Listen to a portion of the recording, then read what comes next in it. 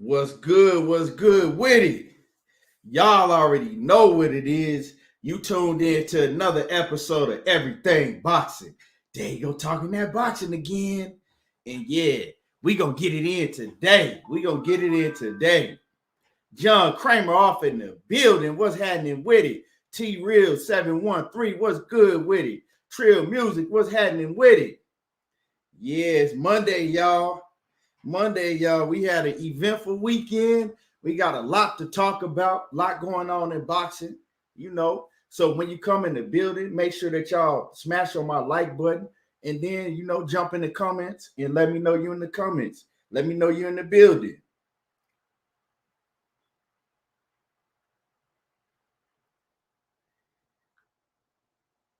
Let's get it.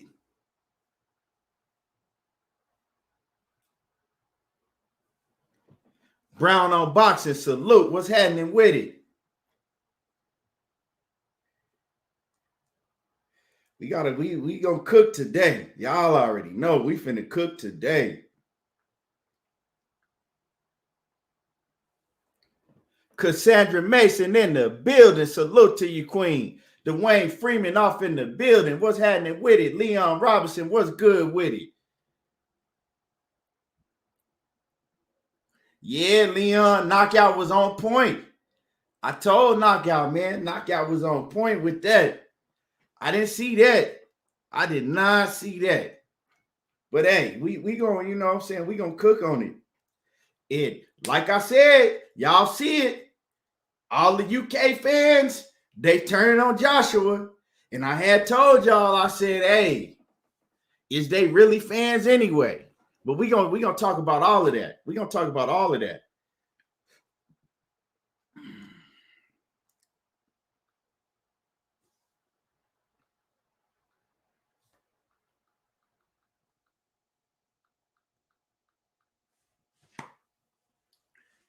Yes, sir. Like I said, when you come in the building, smash on that like button. And we got a lot to cook on. It's a lot going on. We got a lot to talk about and a lot to cook on, and we got a lot to look forward to in boxing. We got a lot to look forward to. The first thing I want to talk about, y'all, Dead Game Boxing. Salute. Shamar Marcos, what's happening with it? Salute. Yeah, Cassandra, they didn't turn on AJ, all of them. But before we even get into that, I want to talk about this Tyron Woodley and Jake Paul situation.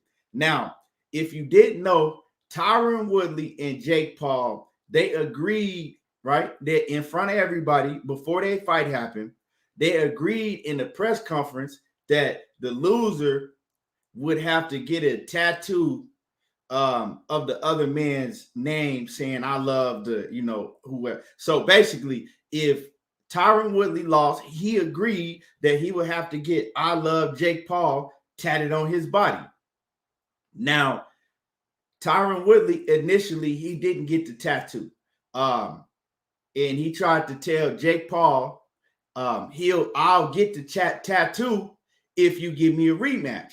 Now, Jake Paul was like, man, I don't have to agree to no rematch with you because we already agreed to that bet. So why should I have to agree, right, to a rematch with you for a bet that you already should have to, abide by? You already lost. You lost the bet. So I shouldn't have to, you can't put extra stipulations on it. But Jake Paul told him, okay, bet. If you get the tattoo, I'll give you the rematch. But you got to do it fast. You got to do it like right now. You got to do it fast. I'm not finna wait for you. So Tyron Woodley, he wasn't getting the tattoo. Like, man, fuck that. Like, you know what I'm saying? But he finally got the tattoo. So Tyron Woodley, he finally went and got the tattoo of I love Jake Paul. And I'm gonna show it to y'all so y'all can see it right here.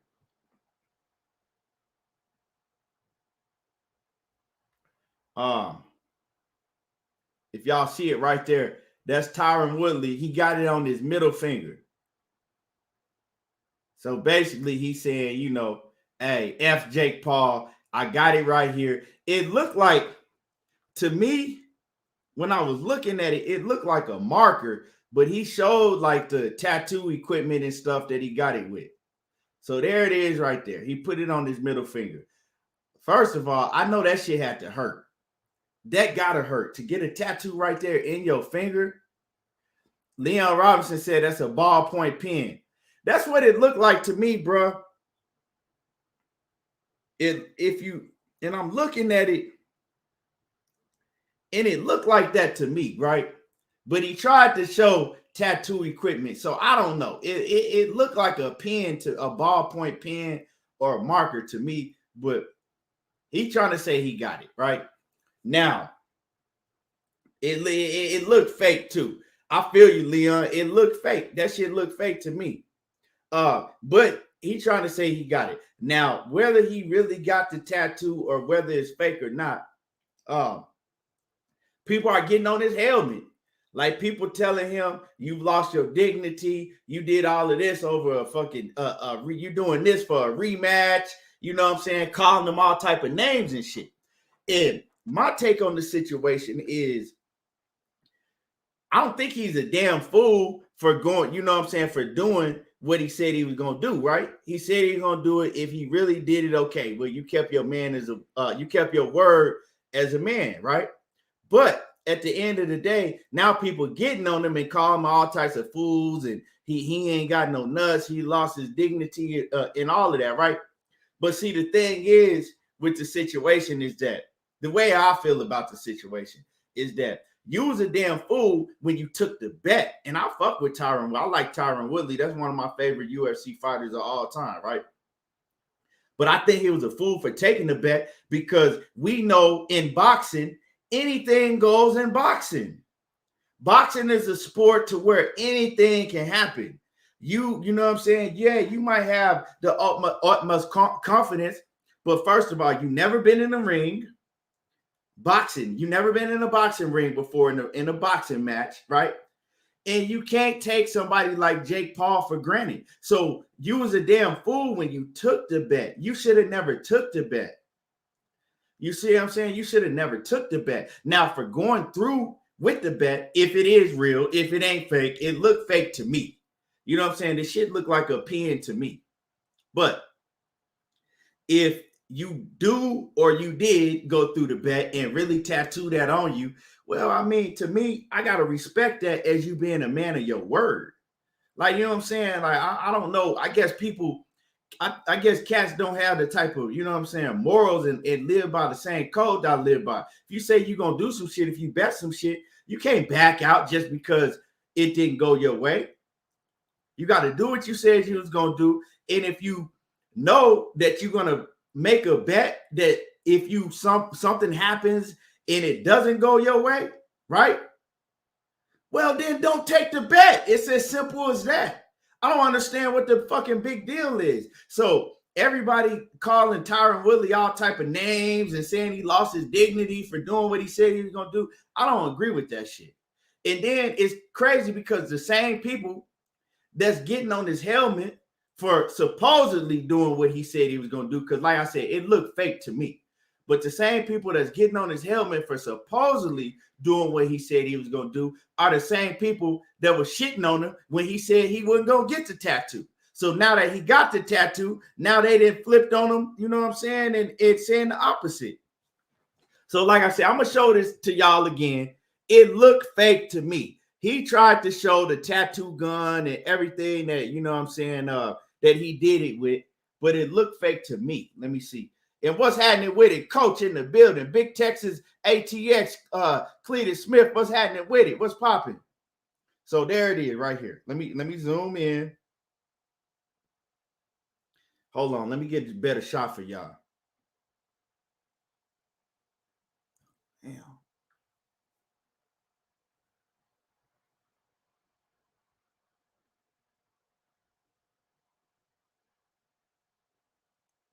I said it looked fake to me.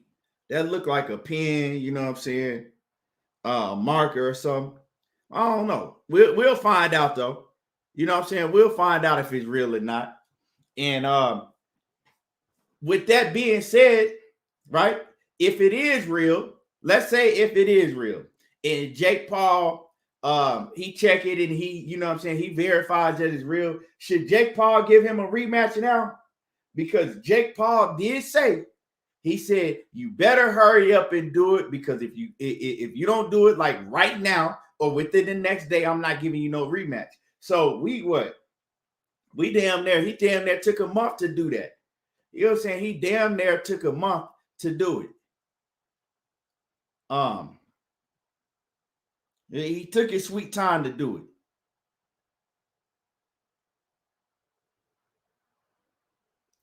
Bodywork Boxing says they got my live looking like I haven't went live yet.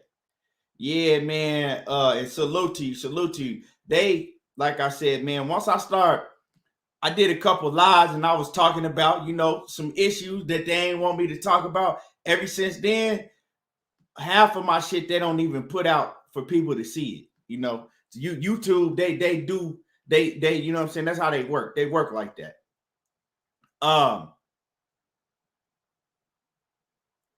Let me see. And salute to everybody in the building. I miss Mike Ron. Salute. Dead Game Boxing. Let me see. John Kramer off in the building. What's happening with it? Mox G in the building. What's good?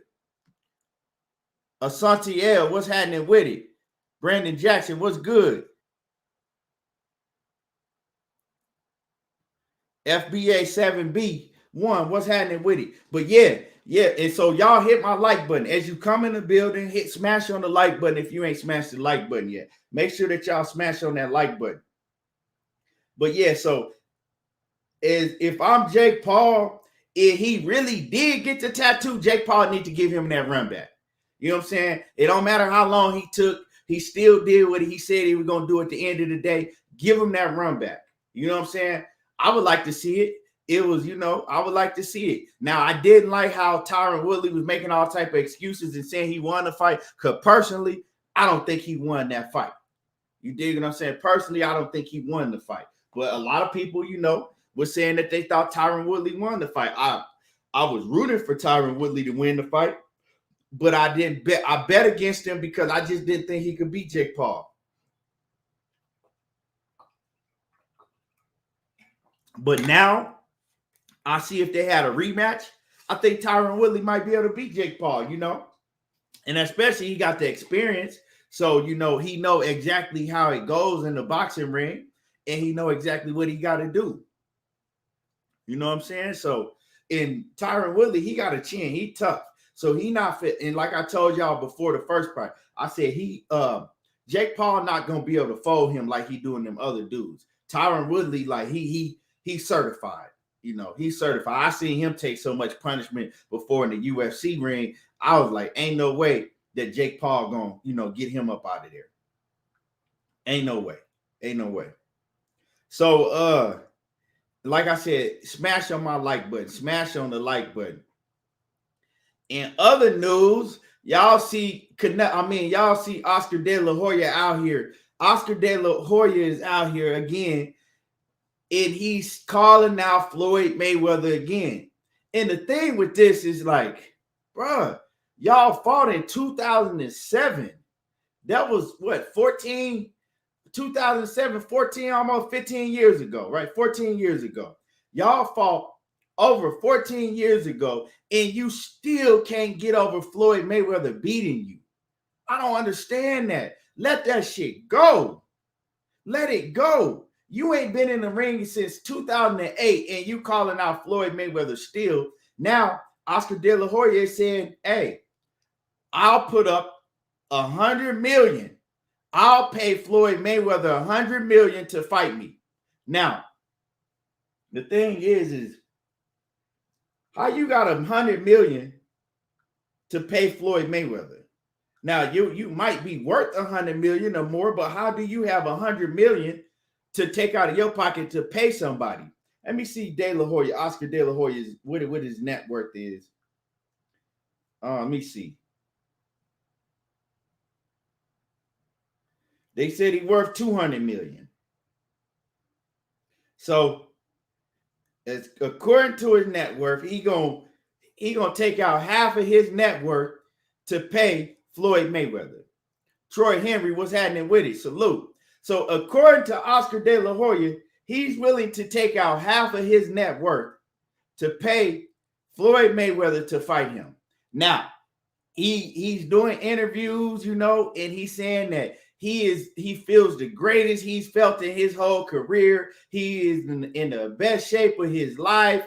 He this and he that. T Bibbs, what's happening with it, T Bibbs? Right? He's this and he's that. Now, my thing is that, bro, wasn't you just in the hospital saying that you had COVID?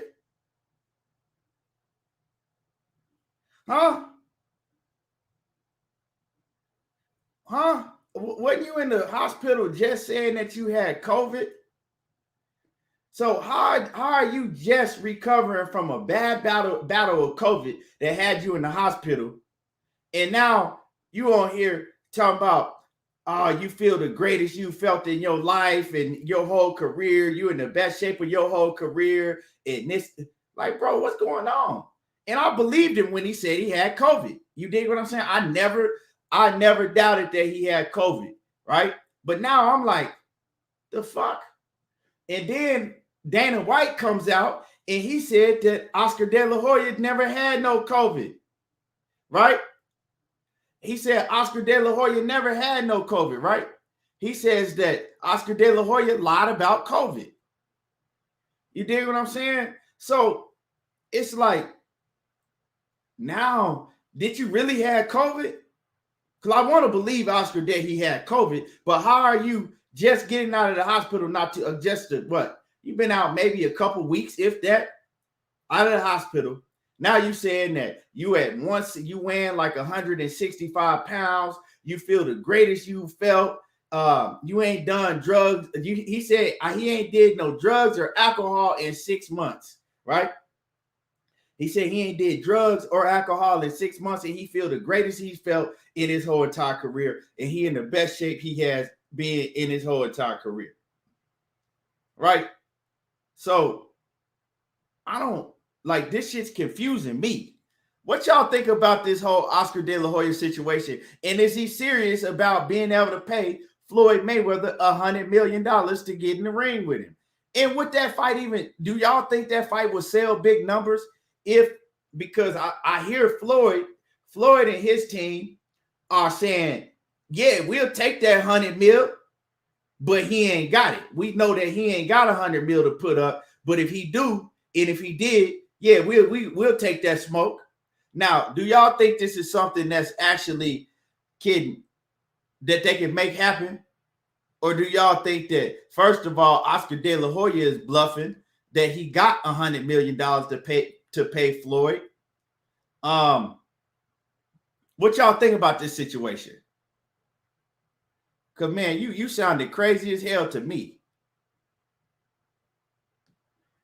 New York Rican say he desperate for money. Canelo left him.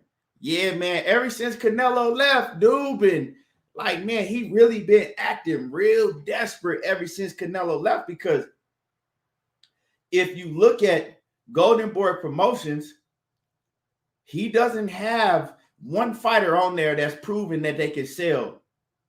Look at Golden Boy Promotions, and he doesn't have. Now, he has a few solid fighters. He got a few solid fighters still with him. I think he still got we know that he got Ryan Garcia. He got Virgil Ortiz. I believe that he has Zordo Ramirez. He got Jojo Diaz. And you know what I'm saying? He has a few fighters that's still with him, right? But he don't have no fighters that's proven that they can sell like that. I think you give Virgil Ortiz a couple more big fights, and I think Virgil Ortiz, he will become a much bigger name than he is, because the Mexican fans will, you know what I'm saying, the Mexican fans will gravitate to him, but he's not at that level where he can sell big numbers yet, right?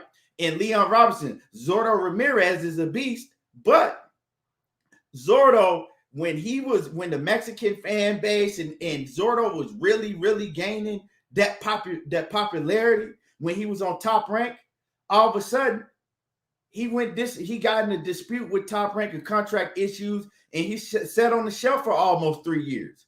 So we didn't see him. So now his name is not buzzing like that. You see what I'm saying? But Oscar, he don't have nobody that can really sell. So is he desperate for money? And, you know, people was telling him that. When he did his live, people was getting on his helmet like, yeah, you just desperate for money. Excuse me. You desperate for money. You know what I'm saying? You needing the money. And he tried to laugh it off like, hey, you hear what he said? He said, I'm desperate for money. Ha, ha, ha. I'm not desperate for no money. But you out here acting weird, bro. Like I said, you and Floyd fought in 2007, and that's one thing he's never been able to let go of, him getting beat by Floyd. And I'm gonna tell you why he's never been able to let it go.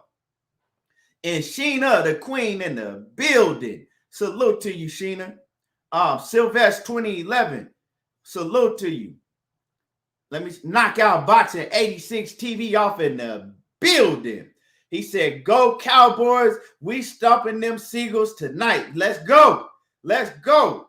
We need to put in that work, knockout.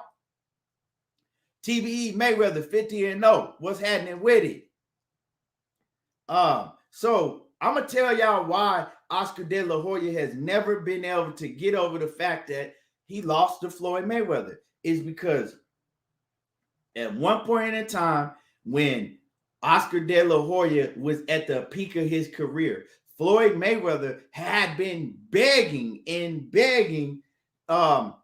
He had been begging for the Oscar De La Hoya fight for years. He had been begging Bob Arum to put him in there with De La Hoya. He had been begging him for years. And, you know, Bob wouldn't make that fight because Oscar De La Hoya was Bob Arum's prized possession. He wouldn't make that fight. So De La Hoya got to look down on Floyd Mayweather for many years. He was looking down at Floyd Mayweather like, I'm the one. I'm the prized possession over here at Top Rank, you know. And Floyd was always telling him, I'm going to beat your ass one day. When I do get that fight, I'm going to beat your ass. Well, soon as he got that fight, it took him years and years. Floyd Mayweather finally got that fight, and he knocked Oscar De La Hoya off of the throne. You know what I'm saying? Even though, yeah, De La Hoya had some L's on his record already, but he was still the king of all kings at Top Rank. And Floyd Mayweather, right, he went and knocked Oscar De La Hoya off his throne. Oscar De La Hoya had all of the negotiation factors in his favor. He had the glove size he wanted. He got to pick what weight they was going to fight at. He got to pick everything he wanted. And he still lost. And ever since then, y'all see what Mayweather did. Mayweather took off, and he did it bigger and better than Oscar did it. You know what I'm saying? And Oscar, ever since he lost to Mayweather, everything gradually started falling apart. You know what I'm saying? A while after that, Richard Schaefer left Golden Boy. That shit fell apart. Golden Boy ain't never been the same. And then Floyd Mayweather went on to become the biggest name in boxing history, and make the biggest bag ever by far in boxing. Ain't nobody came close to making the money that Floyd Mayweather has made in boxing. So in the end, Oscar De La Hoya, he looks at that situation, right? And he feels that all of that should have been him. All of that should be him. I think he looks at that situation and he's jealous of Floyd Mayweather because he knows, right? If I had to beat Floyd Mayweather, damn, Floyd would have never been as big as he is. If I had just been able to beat Floyd Mayweather, Floyd would have never been as big as he is. And instead of me having a net worth of 100 and something mil or 200 mil, I could have had over $1 billion net worth. But hey, bro, you never played your card. You lost. You wasn't as good as Floyd. Floyd, right, accepted all of your fucking rules and beat you at your weight and chunked the deuces on you and told you to suck his dick. And suck my dick, I'm gone. Bro, you was the bigger man. You had the ring size you wanted.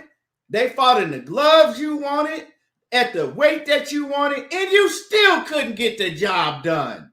And it bothers you. It eats him alive every night. And all of the Mexican fans that hate Mayweather, and I'm not saying all of the Mexican fans, I'm saying the ones that hate Floyd Mayweather, and it was, hey, they hated that shit. Y'all in the background listening, y'all hated it, right? That shit hurt y'all to the core when Floyd beat Oscar De La Hoya. I got Mexican homies still to this day. I got Mexican homies. They still hate that shit. They hate that shit. That shit eats them to the core. That shit eat them alive. You know what I'm saying? It does the same thing to Oscar De La Hoya. He hates that shit. That shit eat him alive. You dig? It eats him alive. What's happening with it? Black Fight Fan TV Trill Boxing Talker in the building in that super chat. Appreciate you. I appreciate you coming through. He says, would investors put would put 200 million for Oscar? Somebody that admitted to doing drugs like 6 months ago and hasn't fought since 2008. Also, Oscar known for pulling out of fights as of late. Yeah, like I said, black man, he's sitting up here talking about he feels the greatest he ever felt in his whole career. The greatest he ever felt in his whole career, and he say he in the best shape he ever has been in his whole career. How is you saying that when you just got out of the hospital, supposedly battling COVID-19, and you was sick, acting like you was on your deathbed? That shit ain't making no sense to me. How you sick acting like you was on your deathbed and just got out the hospital, but now all of a sudden, maybe 2 weeks later, you feel better than you ever have your whole career, and you in the best shape of your whole career. You got to make that shit make sense to me. And like you said, man, who gonna put up 200 million for Oscar De La Hoya? And he talking about he gonna put up, right? If you go look at his net worth is 200 million. So you telling me you willing to put up, if you got to put up the money for yourself, you willing to put up half of your net worth, and that's just to pay Floyd Mayweather? You willing to put, come on, man. Oscar De La Hoya, man, for real. He talking about he ain't did no drugs and alcohol in 6 months. I think he was high on that motherfucker. He was high on that goddamn fish scale. He was high on that fish scale when he put up that damn post he put up. When he did that little interview, you know. But man, that dude tripping. He tripping. But at the end of the day, do y'all think if they did somehow come up, if he got some investors somehow to come up with the bread, right? They made the fight between him and Floyd, right? Do y'all think that fight would sell? Because you got to understand, we ain't in 2007 no more. In 2007, if you didn't have no black box, and some of y'all too young to know what a black box is, but in 2007, if you ain't had no black box, and only a very few people had a black box. If you ain't had no black box, you had to pay for that motherfucking pay-per-view. It wasn't no way of getting around it. You either had to go to the fight to see it, or you had to pay for the pay-per-view, right? Now, you got tens of millions of motherfuckers streaming. So do y'all think, so we not finna get no 200, 300 we not finna get no 3 million or 2 million pay-per-view buys.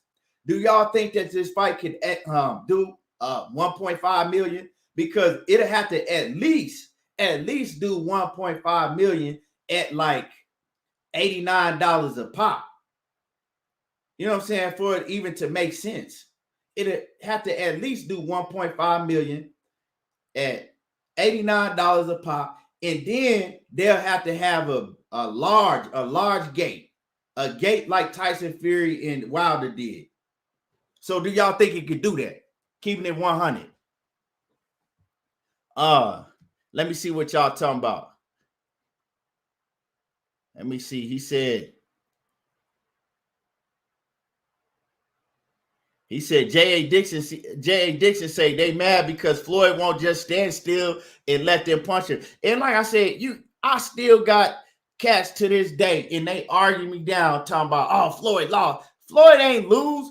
You can't throw a fucking 30 pity pat punches and Floyd shoulder rolling and blocking all that shit and think you winning.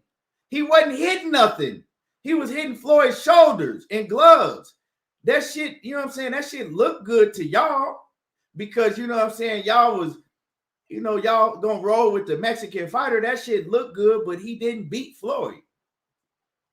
And the only reason there was a split decision is because he made some of that shit that he was doing look good.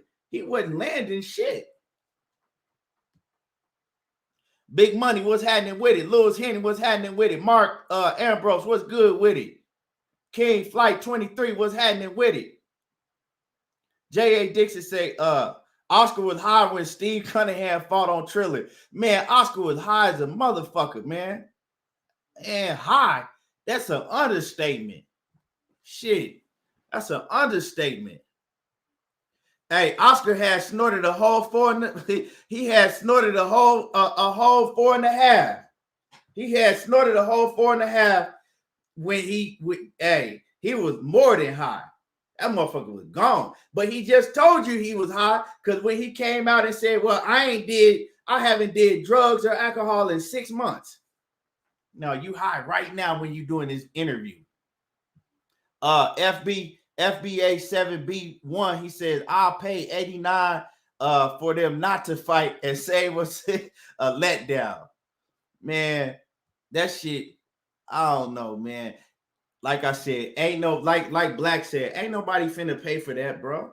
Ain't nobody finna pay that fucking much money to put up for that. And Oscar De La Hoya ain't finna pay half of his net worth to get Floyd in the ring. If Oscar De La Hoya was willing to put up half of his net worth to get Floyd Mayweather in the ring, he high, right? And he high on more than coke. He might be smoking crack, right? He might be smoking crack cocaine or some of this new shit that y'all, you know what I'm saying, that they be doing.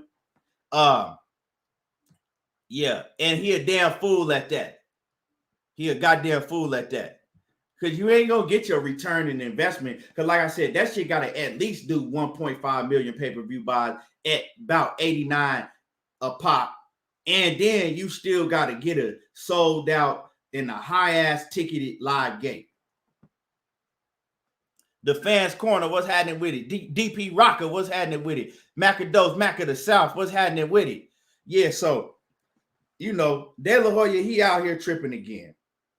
Now, let me talk about, I want to talk about this, right? Before I get on, you know what I'm saying, the Anthony Joshua situation, I want to talk about this, right? Let's talk about, let me talk about the Canelo Alvarez fanatics, right? You know what I'm saying?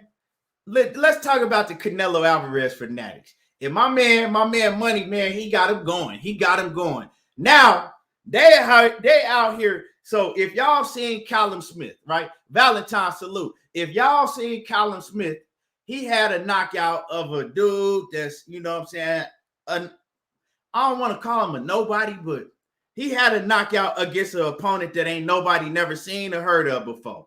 If y'all ever seen, right, anybody in the chat, put a 1 in the chat if y'all ever seen the fighter that Callum Smith knocked out. If y'all ever had heard of him or seen him fight before. What's his name? Leaning Castile.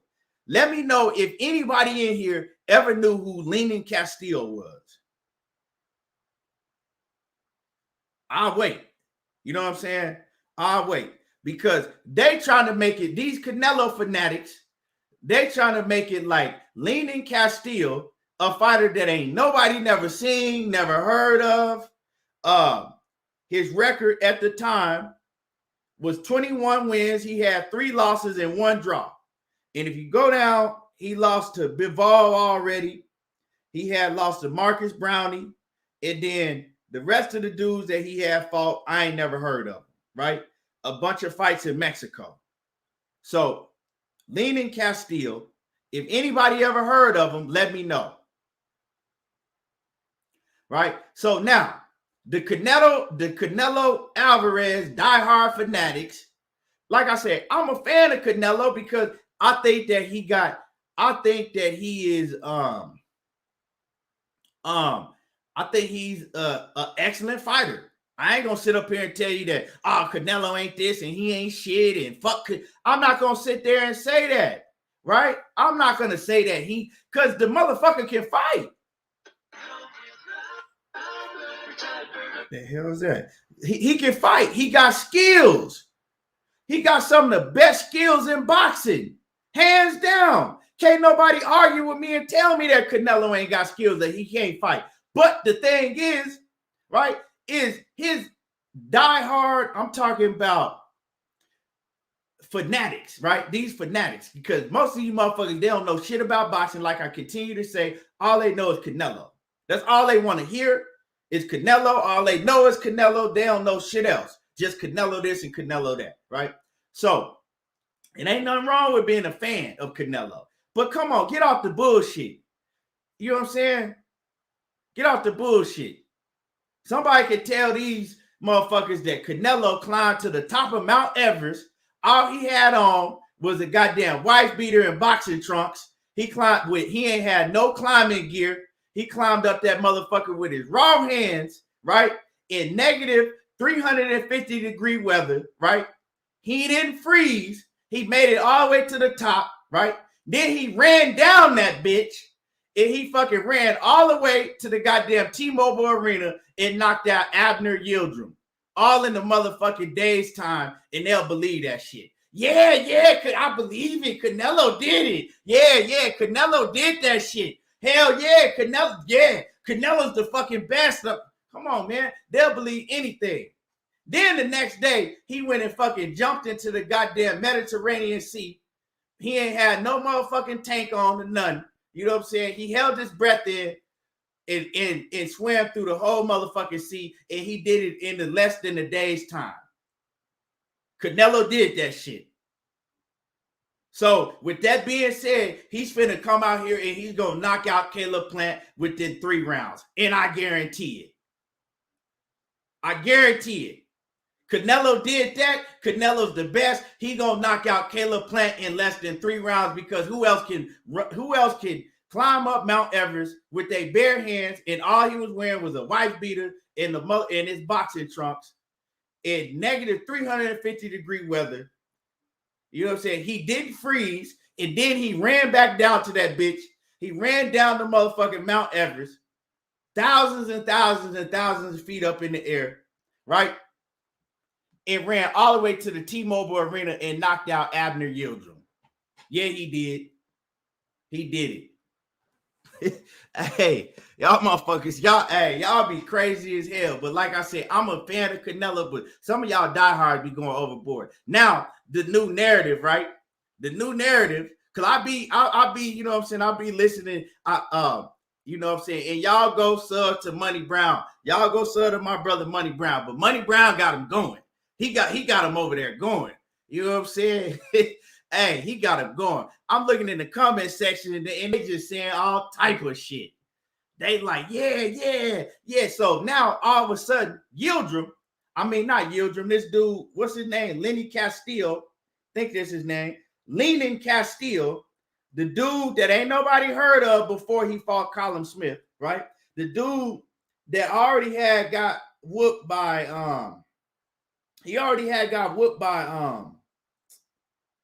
let me see.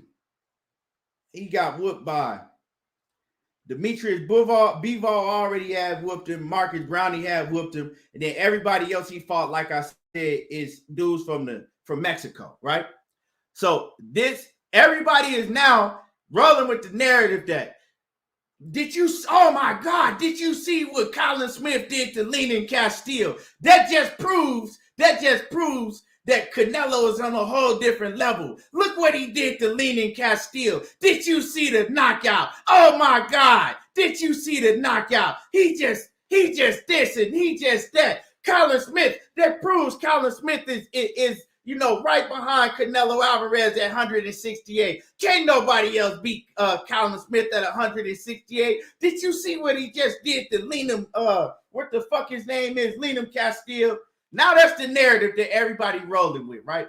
Knowing that if you know boxing, right? If you know boxing, what he did, yeah, it was a devastating knockout. But if you hit a fighter in the right place in boxing, that can happen to anybody, right?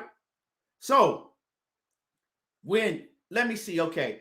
So basically, if y'all acting like that now, Colin Smith is the fucking best thing right behind Canelo Alvarez, right? That's what y'all acting like. Colin Smith is the best thing right behind Canelo Alvarez because he did what he did last night, right? Well, then Devin Haney did the same thing to Antonio Moran. Devin Haney did the same thing that y'all seen Colin Smith do to Antonio Moran. So if y'all acting like Colin Smith, you know what I'm saying, is Mike Tyson and Mike Tyson in 86 and Deontay Wilder all put together just in a motherfucking white man body in the UK, if y'all gonna act like that, well then y'all gotta act like that about Devin Haney. So I don't want to hear nobody else say that Devin Haney ain't got no punching power, none of that shit. Don't ever let me hear none of y'all say that Devin Haney ain't got no punching power and this and that. If y'all gonna act like what Colin Smith did was just the fucking greatest thing in the world and this motherfucker got bricks in his hands now. Come on now. Act like you know boxing. That, you know what I'm saying? Now that's the narrative that we running with. Did you see what Colin Smith did? It just proves that Canelo is just way ahead of it. Come on, man. Y'all need to stop this shit. Y'all need to stop this shit. You know what I'm saying?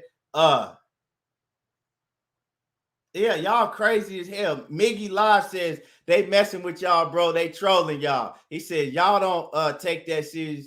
Nah, but see, I don't take none of that shit serious. I'm laughing, but see, the thing is, Miggy, is they actually believe that, right? And I'm talking about the fans that be in the chats and that be on, you know what I'm saying, that be on these channels. Like the Canelo Alvarez, his motherfucking fanatics, because that's what you could be a fan, but then when it's a difference between a fan and fanatic. I am Trill Will. What's happening with it? Salute to you, Trill. Salute to you, Ill Will. Miggy Law says, well, Colin Smith is good. You can't say he is not. If you do, you're blind. Now, I didn't say that Colin Smith was some trash. Colin Smith, to me, right, honestly, he's a solid fighter. You know what I'm saying? He's a solid fighter.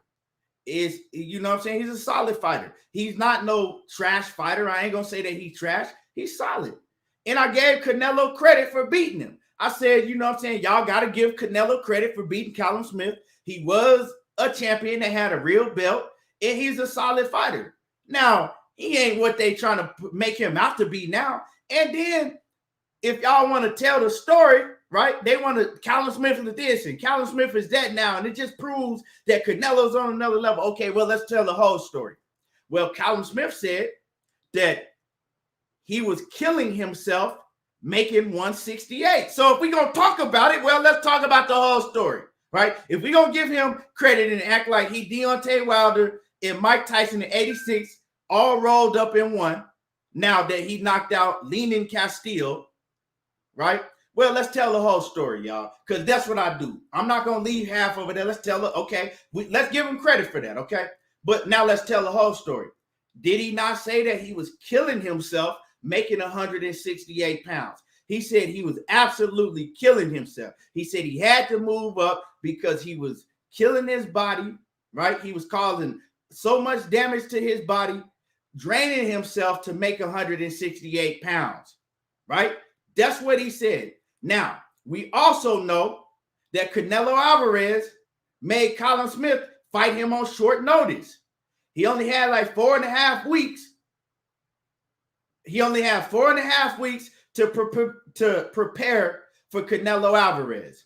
So if this man is saying that he's killing himself, that he's hurting his body, making 168 pounds, Well, then we can go with the narrative there. Since y'all like to go with narrative, we can go with the narrative that he was drained and he wasn't half of himself when he fought Canelo Alvarez because shit, he only had 4.5 weeks to get ready for the fight, and he couldn't make the weight no more. Like he was struggling to make the weight. That's what he said.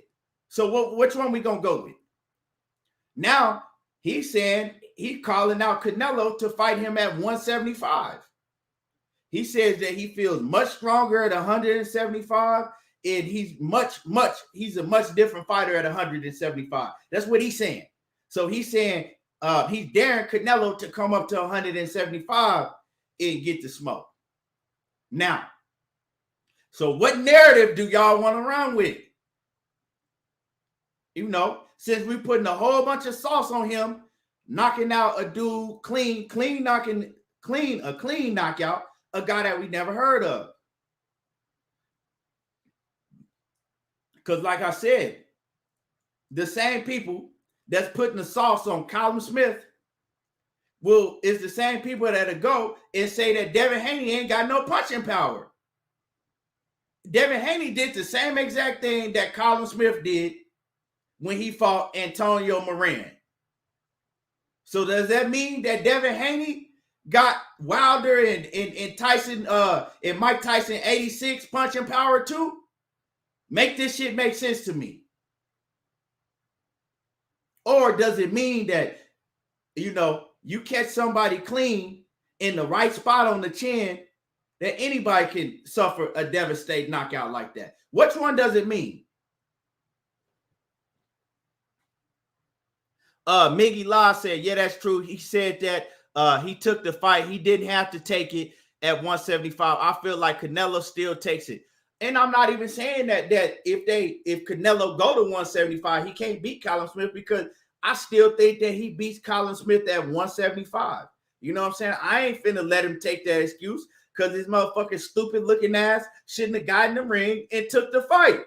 And that's the difference between what you seeing going on right now with Caleb Plant and the rest of these dudes. Like I keep trying to tell you, the rest of these dudes, they just wanted a payday. They weren't going in there confident that they could beat Canelo, because if they was confident and they really believed in themselves and they really thought they could beat Canelo, they would have did what Caleb Plant did. See, y'all shitted on Caleb Plant when he told y'all, nah, 2 weeks, 2 times in a row, Caleb Plant said, nah, I'm not finna fight this man on no short notice. No.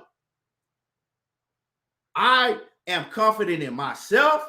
I'm confident in my abilities. So what I'm going to do is I'm going to respect Canelo Alvarez for the man that he is and the fighter that he is, because I respect, if you know what I'm saying, I respect him as a great fighter. So you're not finna have me go in there just for a payday and fight him on short notice. You about to, right? I'm going to go in there because I believe in myself. I'm going to wait for the fight to come to me, because I know he's going to have to come to me, because ain't nobody taking this belt from me. I believe in my abilities, and when the fight come around, I'm going to have a full training camp, and I'm going to be fully prepared to go in there and beat his ass. That's what he did. The rest of these dudes, they didn't believe in themselves, because, see, the way the rest of these dudes are looking at it, bam, we going to offer you more money than we ever offered you in your whole entire career. Callum Smith, Abner Yildirim, motherfucking Sergey Kovalev, right? All of these dudes. Well, they looking at it like, damn, if I don't take this fight right now, I'll never get a Canelo Alvarez fight. Because for one, I don't believe in myself that I'm going to be that man, right? I don't believe that I can fight through the ranks or make it to the top of the division, right? 168 or 175, that I could make it to the top to where Canelo Alvarez is going to have to see me one way or another. None of them believed in themselves like that. But Caleb Plant believed it, and he said it way back when Canelo Alvarez offered him to fight on short notice the first time. He said, look, I already know he got to come see me. He going to have to see me one way or another. I'll be right here, and ain't nobody going to take this belt. So, no, I'm not fucking taking the fight right now on short notice. I'll take it when I have a full training camp and I'm fully ready. But y'all don't respect that. You know what I'm saying?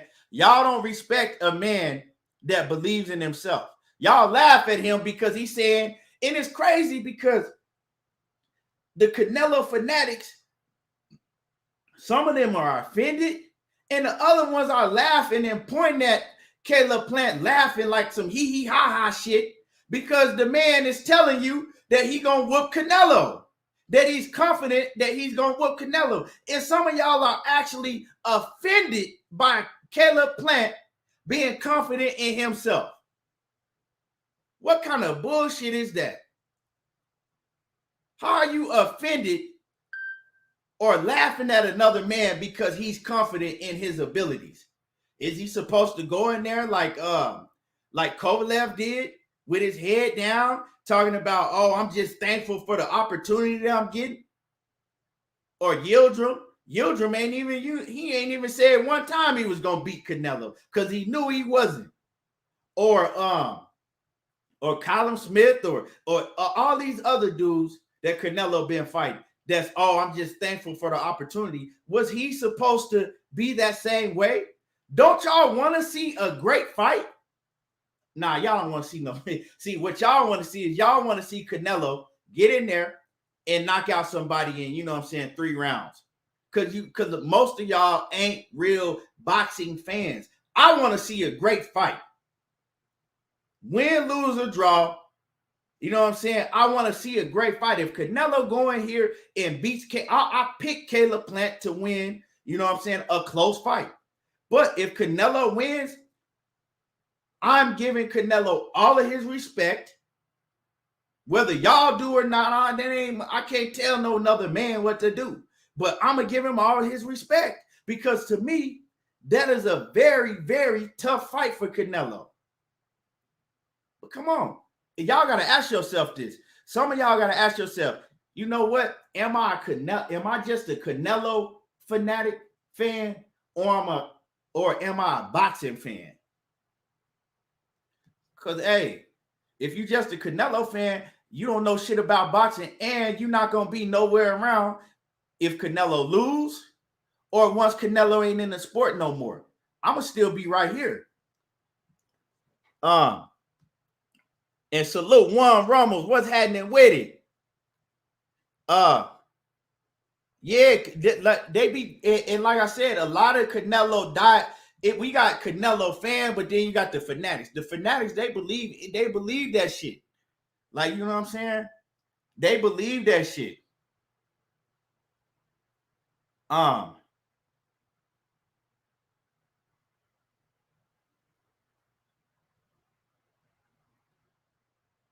Miggy Law said, I want to see what the excuse is going to be for when Plant loses, because there's no excuse. Plant has all the time in the world. I mean, why should it be an excuse?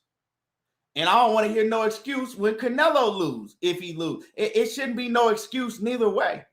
You know what I'm saying? I'm a fan of both fighters. I just rock with Caleb Plant more. And I'm on record. And see, I give Canelo all of his respect, because I'm on record a few years ago when Canelo first moved up to 168 and he fought, what's the dude named? Rocky Fielding, right? When he fought the dude Rocky Fielding, folks, I said, I know what he won't do. I said, I guarantee you he ain't going to fight Caleb Plant. I said, I guarantee he ain't going to never fight Caleb Plant. I said, he going to stay away from Caleb Plant. And he proved me wrong. But I'm telling y'all this. I didn't even have to tell y'all this. I'm telling y'all that he proved me wrong, because I like that. If it's a great fight, you know what I'm saying? I like for a fighter to prove me wrong. You know what I'm saying? I like for a fighter to prove me wrong. Just like I said, I didn't think that the Terrence Crawford and Sean Porter fight was going to happen. But I was the first one on here, on camera, when they announced that it was really going to happen. And I was happy about that shit. I wouldn't, but see, it's a lot of things that y'all don't know about behind the scenes.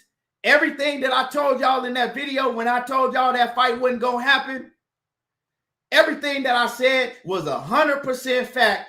The only thing that was different is they made the fight happen. But it's a whole lot of shit that y'all don't know about that went down with that Sean Porter and Terrence Crawford situation, right? With Al Heyman and Sean Porter and Kenny Porter. It's a lot of shit that y'all don't know about that went down. And I'm going to keep it real short, is that fight wasn't supposed to take place. Al Heyman, now I'll just leave it at that. Kenny Porter and Sean Porter, they violated. But I ain't going to, you know what I'm saying? I'm going to leave it at that. That shit wasn't supposed to take place until until Terrence Crawford became a free agent, or, you know, shit, basically got, you know, or basically they chunked the deuce on him. But, you know, I might talk about that later in a separate video, but I'm not going to talk about that right now because we're talking about something else. And y'all hit the like button. Everybody in the building, smash on the like button. You know what I'm saying? It don't cost you nothing. Smash on the like button. Smash on the like button. So, you know, this is going to be a great fight. Oh, you already know, Sheena, I'm going live. You already know I'm going live after that Caleb Plant and Canelo fight. You know I'm going live. But like I said, this is going to be a great fight. That's all I want to see. A great fight.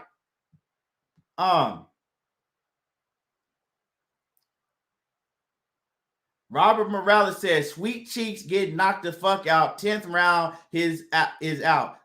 He says, oh, lost 0 belts, but 10 million rich. I mean, if that's what you think, Robert Morales, more power to you. More power to you. I don't have no problem with your opinion. If that's what you think, more power to you. But I want you to keep that same energy after the fight. If it don't go the way that you saying, I want y'all to all show up and keep the same energy after the fight. You know what I'm saying? That's all I ask. Because I'm here. You know what I'm saying? I ain't finna go nowhere. Dripping Sauce, salute. Smooth Groove, my man. Smooth Groove boxing in the building. He say, check your cash out. Hold on. Let me check. Smooth Groove in the build. Man, I appreciate it, Smooth Groove. Always coming through, showing much love and support to the channel. Man, I appreciate you, Smooth Groove, off in that cash app. Yes, sir. Pull Counter Boxing in the building. What's good with it? What's happening with it? He say, Keon, the truth teller. Man, that's all I know how to do. We got to keep it 100 over here. You know, we got to keep it 100. So like I said, I'm going with Caleb Plant, but am I sitting here telling you that he gonna go in there and knock out Canelo Alvarez, or he gonna make it look easy? Some people think that he might make the fight look easy versus Canelo. I don't see it that way. I see that it's gonna be a tough fight that he's gonna win. Now, as far as a lot of people feel that, you know, you can't beat Canelo on the scorecards, right? So this is what I'm gonna say about that. You paying Canelo $40 million, right? And this is PBC. So you paying Canelo $40 million. You also giving him the upside of the pay-per-view back in. You also giving him the sponsorship. You also giving him the Mexican sponsorship and the Mexican telecast bread from the Mexican numbers, right? So you giving him all of that. You giving Canelo Alvarez all of that. Now, this is what I'm going to say about that situation. If you giving Canelo Alvarez all of that, and PBC are the ones that's supposed to be in control of this event. This is a PBC event. If you giving Canelo Alvarez all of that shit, and you let them, the zone or Canelo Alvarez people, pick the referees too, then you're a goddamn fool. You're a goddamn fool, and you don't give a fuck about Caleb Plant. Now, my assumption is that PBC, they ain't no goddamn fools. They giving Canelo Alvarez all of that, and at least they get to choose whatever, you know, judges they want. And I said referees before, I meant judges, right? I meant judges. At least they get to choose whatever judges they want for their event, because Canelo Alvarez is coming to their house. So at least the least thing they should be able to do is get to choose the judges for their event. So I'm going to take it as they are not no damn fools, so they get to pick the judges for their event because this is a PBC event. So with that being said, I'm not worried about the judges robbing Caleb Plant if it's a close fight that he won. I can't be worried about them robbing him because it's a PBC event. And on top of all of that, PBC, they don't get nothing out of Caleb Plant losing. See, a lot of people like, oh, you know, they gonna rob Caleb Plant, this and that. Well, what does PBC get out of Caleb Plant losing? Because Caleb Plant lose, Canelo Alvarez gonna have all the belts. PBC don't have no belts on their side, and Canelo Alvarez, he gonna go off and he gonna continue to do business with Eddie Hearn. It ain't like that. You know, Canelo Alvarez signed a big deal with PBC. Now PBC is invested into Canelo Alvarez. They're not invested into Canelo Alvarez. They're going to be invested into Caleb Plant when Caleb Plant take all of them belts. Because Caleb Plant is a PBC fighter. So I'm not going to run with the, well, you know, he's going to get robbed anyway if it's a close fight that he won. I can't say that. But like I said, I can't really say that. So I think it should be a fair fight straight down the middle. You dig what I'm saying? I think it should be as far as with the judges, you know what I'm saying? And Dripping Sauce in that Cash App, man. I appreciate you coming through, showing love in that Cash App, man. I appreciate you. I appreciate you coming through, showing love and support. I appreciate that. Highly appreciate everybody that support the channel. And y'all hit the like button. Y'all smash on my like button. If y'all ain't smashed the like button, y'all smash the like button. Mad Chad Boxing and Sports off in the building. My man Mad Chad. Y'all make sure that y'all go show my love, my man Mad Chad some love. Go show him some love and sub to his channel. And go show Knockout Boxing 86 TV in the building. Make sure that y'all sub to his channel, right? My man Zenith 360 off in the building. What's good with it? My man Valentine off in the building. Yes, sir. What's happening with it? Batman off in the building. What's good with it, big Batman? What's happening with it, Bat? Bully Bull King Don TV says the PBC will have to vet the judges very carefully. He says the PBC will have to vet the judges very carefully if they don't get to pick all three. Hopefully, it will be two. He says, hopefully, it will be two, and Canelo's will get one B. Hopefully, all the judges will be carefully vetted. I was having a hard time reading that, but I think that you saying that they need to basically scope out what judges they picking carefully. Think that's what you're saying? But yeah, man. So now another thing I got to talk about, right? Let's get into this, because Caleb Plant, right? Besides the fight and who y'all think gonna win and all that other shit, this is some actual factual shit right here, right? And Mad Chad Boxing. Mad Chad Boxing and Sports, salute to you, Mad Chad. Salute to you. He says, real boxing talk here, everything boxing and sports. Man, I appreciate the love. I appreciate it. And like I said, y'all go show some love to Mad Chad Boxing and Sports. Y'all go show some love. Now, I want to say this, right? Besides everything else, we talking about factual shit right here. Caleb Plant, he continues to expose Canelo Alvarez. Whether you like Canelo or you dislike him, you cannot deny this right here. Caleb Plant continues to expose him.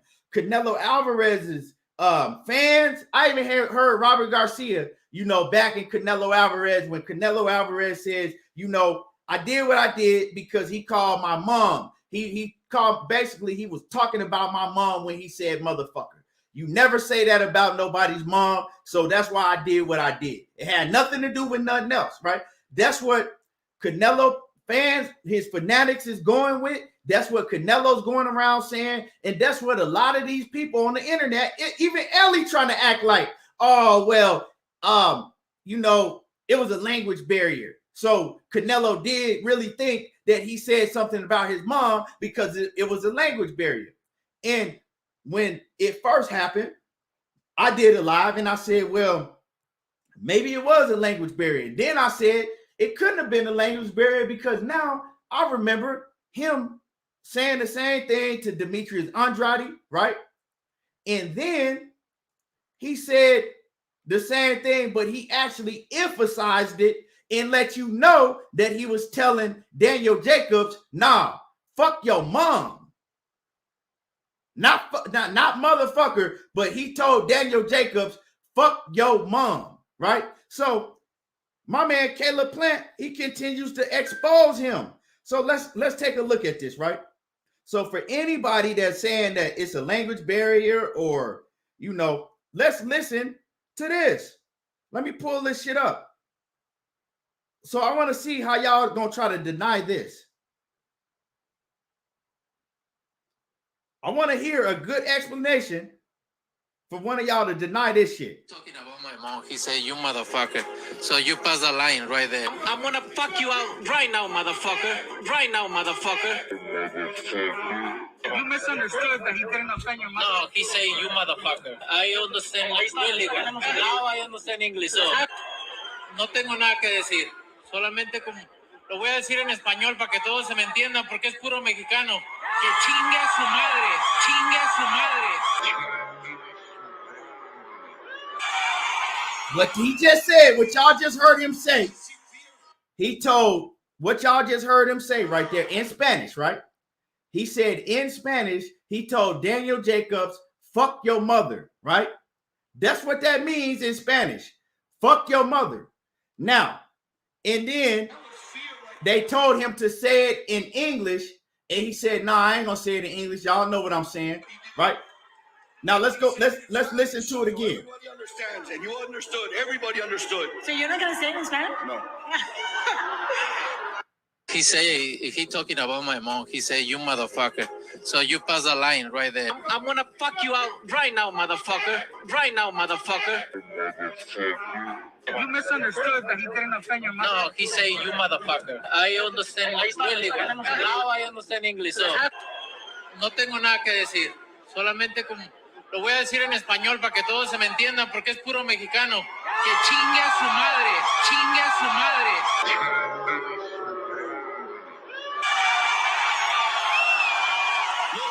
I see fear, and that was fear right there, what he did. And I'm going to say it in Spanish so everybody understands, and you understood. Everybody understood. So you're not gonna say it in Spanish? No. He said. So that's Caleb Plant exposing him.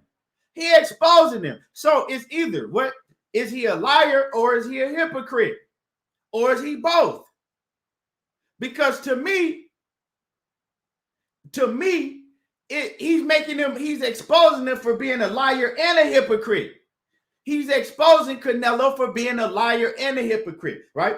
Canelo said, no, I understand English very well. I know English. It's no language barrier because, see, Ellie tried to get him off. Ellie tried to, you know what I'm saying? Because Ellie fucked with Canelo. Ellie fucked with Canelo real heavy. So Ellie was trying to protect Canelo and say, oh, we know that you know that it was a mistake, you know what I'm saying, that you didn't understand. And he said, no, I understand English very well. I know exactly what he was saying, and I know exactly what I was saying, right? He told you again when he called Daniel Jacobs at the press conference, when he told Daniel Jacobs, fuck your mother, and said it very slow. And then they said, do you want to say it in English? He said, no, I'm not going to say it in English. They know what I'm saying, right? Then he went and told Demetrius Andrade, I'm going to fuck you up, you motherfucker, you motherfucker. So you use that word all the time. You use that word, right? And then you used another variation of the word when you told Daniel Jacobs, right? What you said to Daniel Jacobs. So you used that word in two different variations. You used it in English and you used it in Spanish. And you said that you knew exactly what each one of them meant. But now you come out and you say that that's one thing you never call somebody, right? You never talk, you that's what you said, right? But you're using it all the time, so that makes you a hypocrite. And then you said that you understand exactly what he said in English and exactly what he meant. So that shit make you a liar. Because if you understand and you've been using it yourself, you know that he wasn't talking about your mama. You know exactly what he said and exactly what he meant. You said that. So y'all need to quit trying to act fucking dumb and play stupid for Canelo. And he need to quit acting dumb, because he done told y'all on several occasions he know exactly. So I mean, y'all got to make this shit make sense to me. He done said it several times in different variations. What's good with it, KG? Off in that super chat. What's happening with it, KG? He say, salute my dude Key, the ETB channel and the chat. We in here. Keep on talking. He said that boxing and hit that like button. Don't cost you nothing. Real talk. And I appreciate you, KG. Always showing love and support. Yeah, y'all hit that like button. It don't cost y'all nothing to smash on that like button. Smash on the like.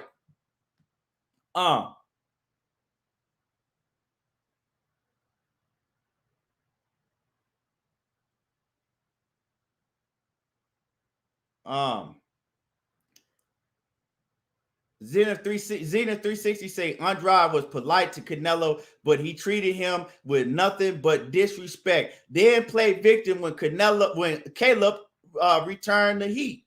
Yeah, bro. But see, they all of his fans, and like I said, I'm a Canelo fan. I don't know how many times I gotta tell y'all, but I ain't rocking with that bullshit. And I'm always gonna rock with Caleb Plant no matter what. I fuck with Caleb Plant. That's my guy.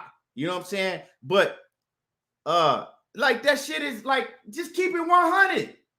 I would have been, like I told y'all before, I would have been cool if he had been like, yeah, I pushed him. Well, why did you do it? Because he was in my motherfucking face. He was breathing too hard. So I needed my fucking space. All he had to say. But he got all of the diehard, you know what I'm saying, Canelo fanatics riled up. Oh, he talked about his mom.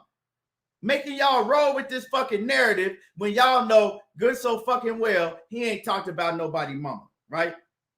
And then when fight night, but he's smart though. He's smart. You know why he's smart? I'm gonna tell y'all why Canelo's smart, and he knowing what he's doing. Canelo knows exactly what he's doing. See, he's getting all of his fans riled up. He's getting all of his fans riled up. He getting them pissed off. He telling them that this white boy that talked about my mama. This white boy that came in here and talked about our mama. And you know what I'm saying? We got Mexican pride. You don't talk about our Mexican mothers. He getting them riled up. And come November the 6th, hey, they ain't gonna be on 10, they gonna be on 20. Come November the 6th, they gonna be on 20. The Mexican fans in that T-Mobile Arena, they gonna be fucking on. I'm talking about they gonna be on one. And so this is what this does, and I'm gonna tell y'all because I've seen it. I've seen it. Go back and look at the fight with Julio Cesar Chavez and Daniel Jacobs, right? When there was a predominantly all Mexican crowd. And I'm just telling y'all the truth. I done seen it with my own eyes. What he's doing, he's getting them riled up. So when fight night comes on November the 6th, they gonna be riled up. And them judges gonna be in there. Everybody gonna be in the arena. And that right there, that sways the judges' opinion, because when they see you got, you know what I'm saying, thousands of fans in a packed arena, they riled up and they going, all of them going for Canelo. And when Mexican fight fans, when they get drunk, they be on one. Like real talk. I'm not, and this ain't got to do with no racist shit or none of that. So don't even come at me with that bullshit. Y'all know when Mexican fight fans, when they go to a event and they get drunk, y'all motherfuckers, y'all be on 10. Y'all be on 20, right? Y'all be on 10 times 2. And so what he do? And so in the arena, it used to happen a lot of time in Chavez events. If go back and look at Chavez versus Pernell Whitaker, they knew Chavez lost that fight, but they couldn't give Pernell Whitaker that decision in that arena. They knew them fans would have tore shit down. So that's what Canelo Alvarez is doing. He's making it personal for his fans. You see what I'm saying? He's making it personal for his fans. So when fight night comes, they riled up and they ready to tear some shit up. And them judges, they don't want to be a part of no shit like that. Them judges, when they look back and they see 20,000 fans ready to tear some shit up, if the decision don't go, because and this is no shit that I'm making up. They get to throwing bottles, they get to trying to rush the ring. Like, shit get real. Shit get real. They gotta, you know what I'm saying? They gotta rush Caleb Plant out of there. They throwing bottles at his head. They throwing bottles at the judges. I act like y'all ain't seen this shit before. So Canelo Alvarez is smart. You see what I'm saying? He's smart because he knows exactly what he's doing. He getting his fans riled up. And come fight night, what you think the fans in the arena? You think Caleb Plant gonna have a stadium full of his fans? No. Caleb, ain't nobody, you know what I'm saying? It's very few people that's going there to see Caleb Plant. Let's just keep it real. It's very few people that's buying tickets to this fight to see Caleb Plant. They're buying tickets to see Canelo Alvarez. And if Canelo Alvarez don't come out with that victory, what the fuck you think his fans gonna do? They gonna tear down that whole motherfucking arena. They gonna throw beer. They gonna throw bottles. They doing all type of shit. See, it wasn't like that with the Triple G, because see, Triple G had Abel Sanchez, and Abel Sanchez ran with the narrative and made everybody think that, oh, well, Triple G, he's just Mexican. You know what I'm saying? He's like a Mexican. Triple G is Mexican this, and he fight Mexican style. So Triple G actually had a huge Mexican fan base. When Triple G and Canelo fought, a lot of the same fans that's now all of a sudden Canelo Alvarez fanatics, they were Triple G fans. Don't forget that. They was going for Triple G. They wasn't rooting for Canelo back then. They was rooting for Triple G. So they didn't have to worry about that situation in the first Canelo and Triple G fight when they called it a draw. It was cool. That was cool because it was split. It was a split fan base. Now, Canelo got these fans riled up. All the Mexican fans, they feel disrespected because they feel like this white man then came in there and talked about Canelo Alvarez's mom, which is one of our family. She's you know what I'm saying? We riding with her. She's Mexican. You don't do that. Now he got them all riled up. That's why he's sticking to the story. That's why he's not saying like, oh, well, you know what? I made a mistake. You know, he gonna stick to that story. He getting them riled up. And that, right, with an atmosphere like that, I don't think it's going to affect Caleb Plant, but that affects the judges. Judges don't want to have to get fucking beer and bottles thrown at their head. They scared. Them motherfuckers ain't, you know what I'm saying? They scared to death. They want to go in there, do their fucking job. They either going to rob you or they going to do their job right, and they want to leave and go home safe. They don't want to have to walk out of that fucking arena with their jackets over their head and people covering them up to get them out the arena. I'm telling y'all, and don't act like this shit don't happen all the time. I've seen it happen plenty of times. You know what I'm saying? So he's getting his fan base riled up, and it's dangerous. World Combat Sports in the building. What's happening with it, World Combat? He says, I appreciate the raw energy Canelo giving us now that he didn't early in his career, going for sweet hands. He says to show up and show out. He says he going for sweet hands to show up and show out. Yeah, man. And like I said, as far as Canelo speaking English and Canelo talking shit in English, and you know what I'm saying? Like, he did it before, but we didn't get to see a lot of it because a lot of the media that he would do would be in Spanish, and he would do. But now he's actually putting the foot forth to become a global superstar. And I like it. I mean, ain't nothing wrong with it. Ain't nothing wrong with it. So yeah, he's telling the flat out lie, and he's being a hypocrite. But he's helping himself out because he's getting his fans riled up. That energy that Canelo Alvarez's fans are gonna bring on November the 6th is gonna be that type of energy to where everybody in that arena, the judges, the ref, all of them know if Canelo Alvarez don't walk out of here with the victory, we tearing shit down. And you know the atmosphere when you get in that situation. Like I said, just go back to the Daniel Jacobs and Chavez fight. When Daniel Jacobs beat the shit out of Chavez and stopped him, they had to escort.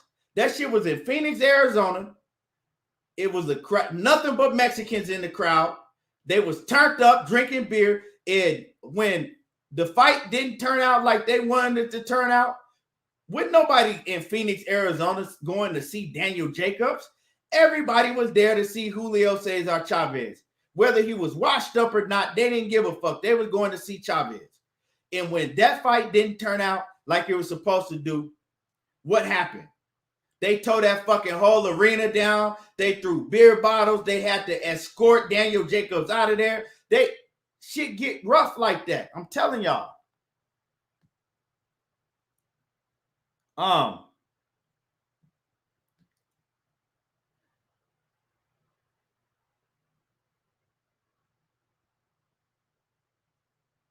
So, you know, that's a you know what I'm saying? That's a rough atmosphere. You dig what I'm saying? That's a rough atmosphere. I told Money, I said, man, I ain't going. I said, I would love to see that fight live. I said, I ain't going to that motherfucking fight, Money. I said, motherfucker, I ain't going to that shit, bro. I said, but if you go, they gonna roll the red carpet out for you. I said, man, they gonna roll the red carpet out to that motherfucker for you, dog. I said, Money, you better go to that fight. They gonna roll the red carpet out. Said, man, they gonna fucking treat you like motherfucking royalty. You go to that fight. Shit, you know what I'm saying? I'm a fool. I ain't no goddamn fool. I ain't going to that shit.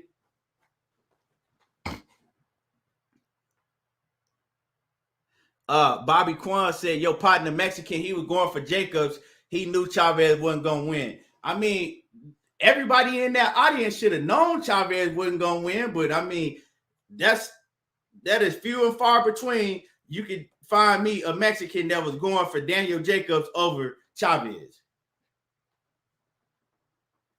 You know what I'm saying?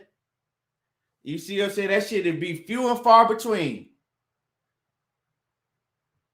Yeah, Miggy Live says, yes, Sonoya, Mexico is bad. Yeah, they ain't playing no fucking games. Hey, all of they sense go when they started drinking, all of whatever sense they had, all of that shit going out the window. You know what I'm saying? That shit going out. Just like I told people about the Oscar Valdez fight. I said they fighting at the Casino del Sol, right? I said, ain't no fucking way they gonna fucking let ain't no way they gonna let Robinson Castellano get out of there with a victory over Oscar Valdez in his hometown with a crowd full of drunk Native Americans and Mexicans. Ain't no fucking way. I told everybody, I said, don't expect that. I said, he can't expect to go in there and win on those scorecards. I said, they'll fucking tear that whole goddamn arena down. People don't understand. See, a lot of y'all don't understand how they will tear that whole fucking arena down. I said, ain't no way. So y'all was crying about it being he was literally going to have to go out there and knock Robinson out. Oscar Valdez was going to have to go out there and knock him out to get a victory. It's no way in hell the judges would have let him go out there with that victory because, and I don't blame them. That shit would have been death threatening for their lives. You would have had that whole arena, like this shit would have got real. I'm telling y'all, shit would have got real. They take that shit, you know what I'm saying? The Mexican fan base, when it's a fan base like that, they take that shit on a whole different level. And especially they get to drinking and shit. That hey, they take that shit on a whole different level. Zenith 360 said, remember the fight in Vegas, not Texas. So if his fans don't got bail money or want to be in the box until Monday, he says they better not let Canelo get them in the trap. It don't matter. It don't matter if it's in Texas, motherfucking Vegas. They traveling, bro. Like I said, you're gonna have most of the people is buying tickets to see Canelo. Now, Caleb Plant does live in Vegas, so he will have a fan base out there. He will have a fan base, you know what I'm saying? But it ain't gonna be as dangerous. It's not gonna be as dangerous if it was in Texas or California or something. Now, Texas and California, that's especially California. Texas is more like, you know what I'm saying? Like, Texas is more cool. California, nah. California, Arizona, New Mexico, them states like that, oh, nah. They tearing shit down. And they let you know they ain't playing no games. Hey, he said, J.A. Dixon said, that's why I knew Josh Taylor was going to beat Ramirez. No way would he get his undisputed before Canelo. KG Alexander says, I'm telling you, Key, the shit happened all the time when I was doing security and staff at the casino when B-Hop nephew fought out here. He said, and whooped that Mexican, they went crazy. Yeah, my man KG telling you. He said he used to do security. He said, man, they go crazy. Like, for real. And he know he had to be right in the motherfucking, you know what I'm saying? He had to be right in the thick of shit. Security. He'll let y'all know. They not playing no games. Ain't no way. Yeah, it might be. It's a lot of Mexicans in Vegas. And Canelo Alvarez's fans travel. They traveling to see Canelo. You know what I'm saying? Like, boxing fans and Mexican boxing fans, they take the sport a lot more serious than these U.S., you know what I'm saying, just straight U.S. boxing fans. And especially if it's somebody like Canelo fighting. But so let's, you know, this shit is hey, shit gonna go get serious. So Canelo, he's smart. He's smart what he's doing. You know what I'm saying? He's very smart what he's doing. But, you know, Caleb Plant is doing his job to expose that he's telling lies, that he's not telling the truth. But anyway, let's move on. Let's move on. And y'all hit my like button. If y'all haven't hit the like button, smash on my like button. That's all I ask of you is smash on the like button. Show some support and smash on that like button. I want to say this, right? Now, I talked about even Friday, right? Even Friday, I talked about what happened to all of the Anthony Joshua fans, right? And a couple people said, well, Anthony Joshua gonna have that stadium packed out. We still here, like, you know what I'm saying? Okay, cool. So after Anthony Joshua lost, I said, watch all of the UK, all of his fans, they gonna turn on his ass. I said, they gonna turn on him. And what you see now, they all shitting on Anthony Joshua. And I'm gonna say this, right? Let's talk about the fight before I even get into that. Let's talk about the fight. I talked to my man Money Brown on the phone, right? And we both agreed that we was picking Joshua to win. I thought Joshua was gonna knock out Usyk. And this is what I said. I said, if Anthony Joshua, I said, we're gonna find out if Anthony Joshua has the mental. If Anthony Joshua's mental is still there early on in the fight. I said, after the first 3 rounds, if you see Anthony Joshua continuing to be timid and trying to box, I said, we have a problem on our hand, Money. I said, because that's going to tell me that he don't got the mental capacity no more. And you seen Anthony Joshua, right? What he did, what y'all saw Anthony Joshua would happen, because a lot of people try to figure out what happened to Anthony Joshua. And for one thing, Anthony Joshua, his career has been pathed in a way. They carried Anthony Joshua and kept him away from certain opponents that they know that he couldn't beat. Anthony Joshua was never all of that. Let's just keep it real. He was never all of that. They protected him from Luis Ortiz. When Eddie Hearn lied to Luis Ortiz, he told Luis Ortiz that if you sign with me and you beat such and such and such and such, I'm going to let you fight Anthony Joshua. I promise. Luis Ortiz signed with Eddie Hearn, and Eddie Hearn kept him far away from Anthony Joshua. He lied to him. He wouldn't let him fight Anthony Joshua, right? So with the Deontay Wilder situation, they made a million excuses to not fight Deontay Wilder. They turned down 50 mil plus pay-per-view. Also, they tried to give Deontay Wilder a flat fee of 12%. Then they came back with a flat fee of 15% in the fight that they projected to do over 100 million. They projected that fight to do well over 100 million, but they wanted Deontay Wilder to take a flat fee of 15%. When Deontay Wilder called a bluff and said, you know what? I'm going to take the fight. You know what? Then they lied and tried to act like that they had a mandatory. All of a sudden, when Wilder called a bluff, they lied and act like that they had a mandatory. We can't take the fight no more. So I'm saying all that to say this is now you all see why they kept Anthony Joshua away from certain opponents, right? Let's pull up Anthony Joshua's resume. Let's pull up his resume. Hold on, y'all. And we're going to cook on this situation. And we're going to get deep into this. And I'm going to talk about, why Anthony Joshua fought like he fought and who Anthony Joshua really has been throughout his whole career. Because although Anthony Joshua lost, and although Anthony Joshua ducked Deontay Wilder, and I don't like that shit at all, how he carried on, but it was because of Eddie Hearn was telling him what to do, you know what I'm saying, pulling strings in his back like a puppet. I still like Anthony Joshua. I think he's a good dude. I like Anthony Joshua. I'm not gonna hate on him. I'm not gonna turn on him. But I know who he is and I know who he's not. But let me pull up his resume, right?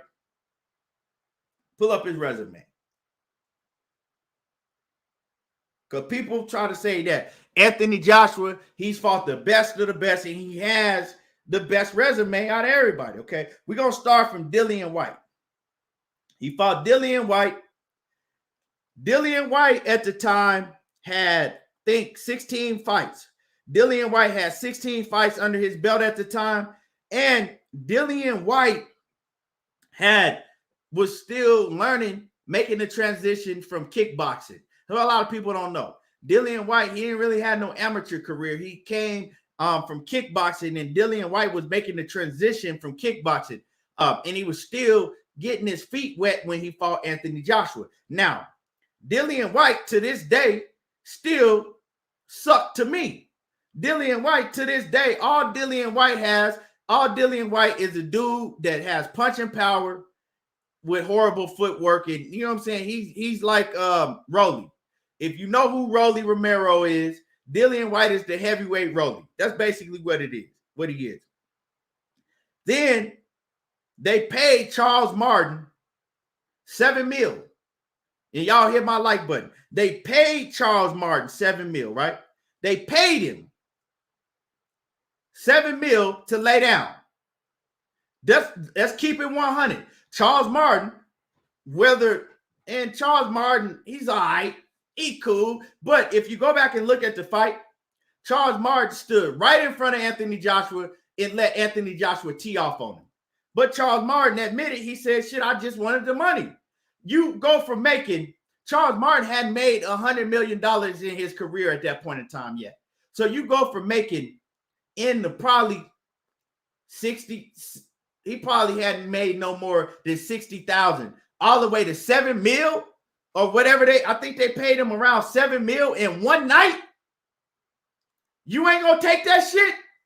Charles Martin, man, wasn't giving a fuck about training. Charles Martin was already buying shit in his head.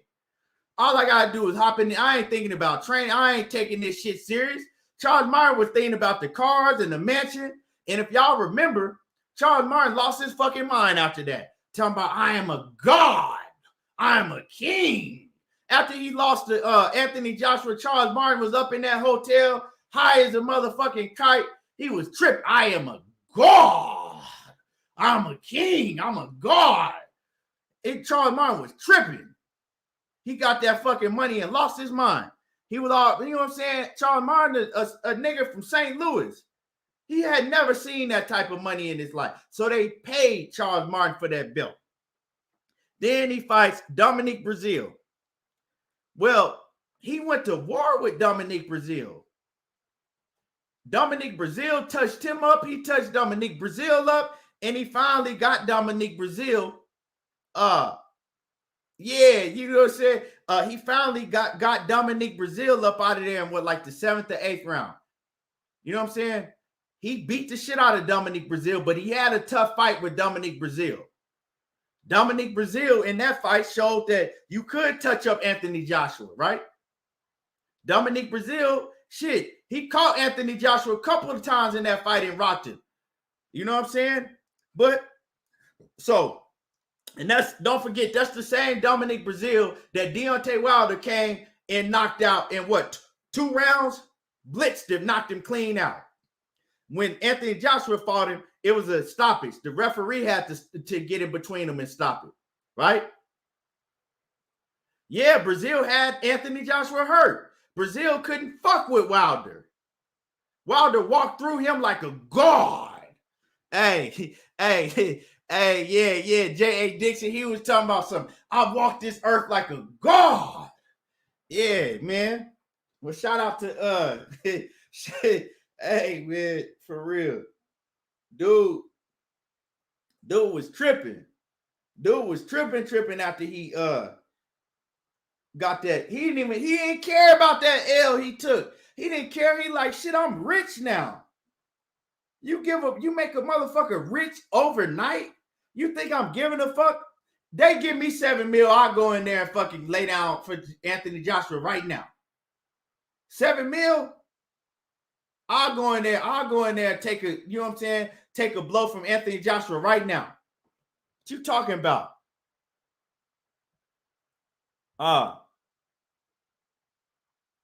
So y'all see, now let's continue to go down his resume before we cook on what happened. A lot of people in shock, like I can't, and like, yeah, I did pick Anthony Joshua to beat Usyk because I said Usyk, he ain't look like shit in the heavyweight division. But we're going to talk about it. Then he fights Eric Molina, right? And KO's Eric Molina, another guy that he should have KO'd. Like, I mean, come on, Eric Molina.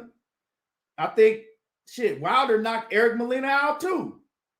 Let me see, did he? Yeah. Wilder KO'd Eric Molina and put him clean out, right? Let me see. Then he fought Vladimir Klitschko. That's what really put Anthony Joshua on the map when he fought Vladimir Klitschko. But let's go back to the Klitschko fight. Klitschko had Anthony Joshua. See, we wouldn't have never been talking about Anthony Joshua if Klitschko had any juice in him. Like, you know what I'm saying? Klitschko was just old. He didn't have the juice no more. He was old. Klitschko had Anthony Joshua out. Like, Anthony Joshua was gone. He was done. You know what I'm saying? Take this motherfucker, put him on a stretcher, and get him up out of here. All Vladimir Klitschko had to do was jump on him. That's all he had to do. But Klitschko, he didn't have nothing in him. He was done. He was old. He didn't have that kick in him. He just let Anthony Joshua off the hook. Anthony Joshua was through when he fought Klitschko.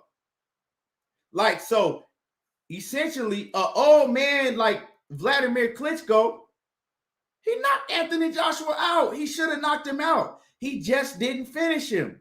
Anthony Joshua didn't know where he was. Anthony Joshua was breathing hard. He couldn't even throw no punches back. He was done. Klitschko let him off that round. He didn't jump on him like he was supposed to. And then Klitschko let him off after that. And it looked like Klitschko was just basically letting him slide.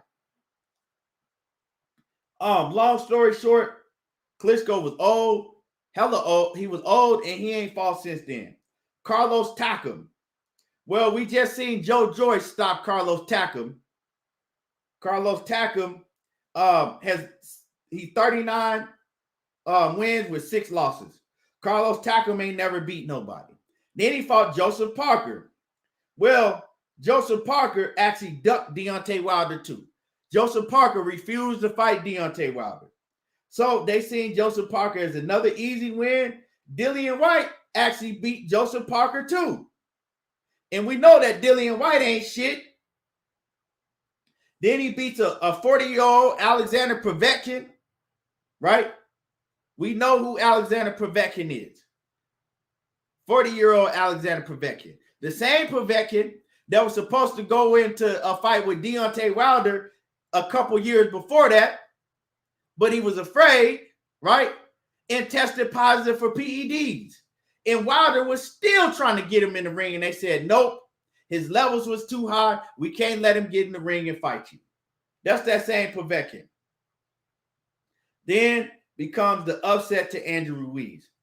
Now, they made a million excuses when Andy Ruiz exposed him.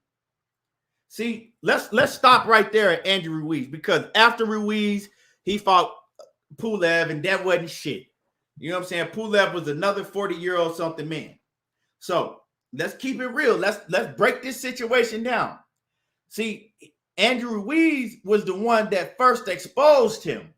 Andrew Ruiz showed you, and he showed all of us.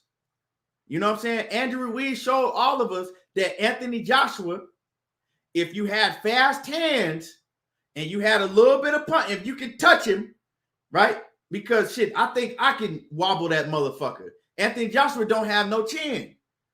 We have been seeing Anthony Joshua didn't have a chin before the Andrew Ruiz. Like I said, Brazil hurt him.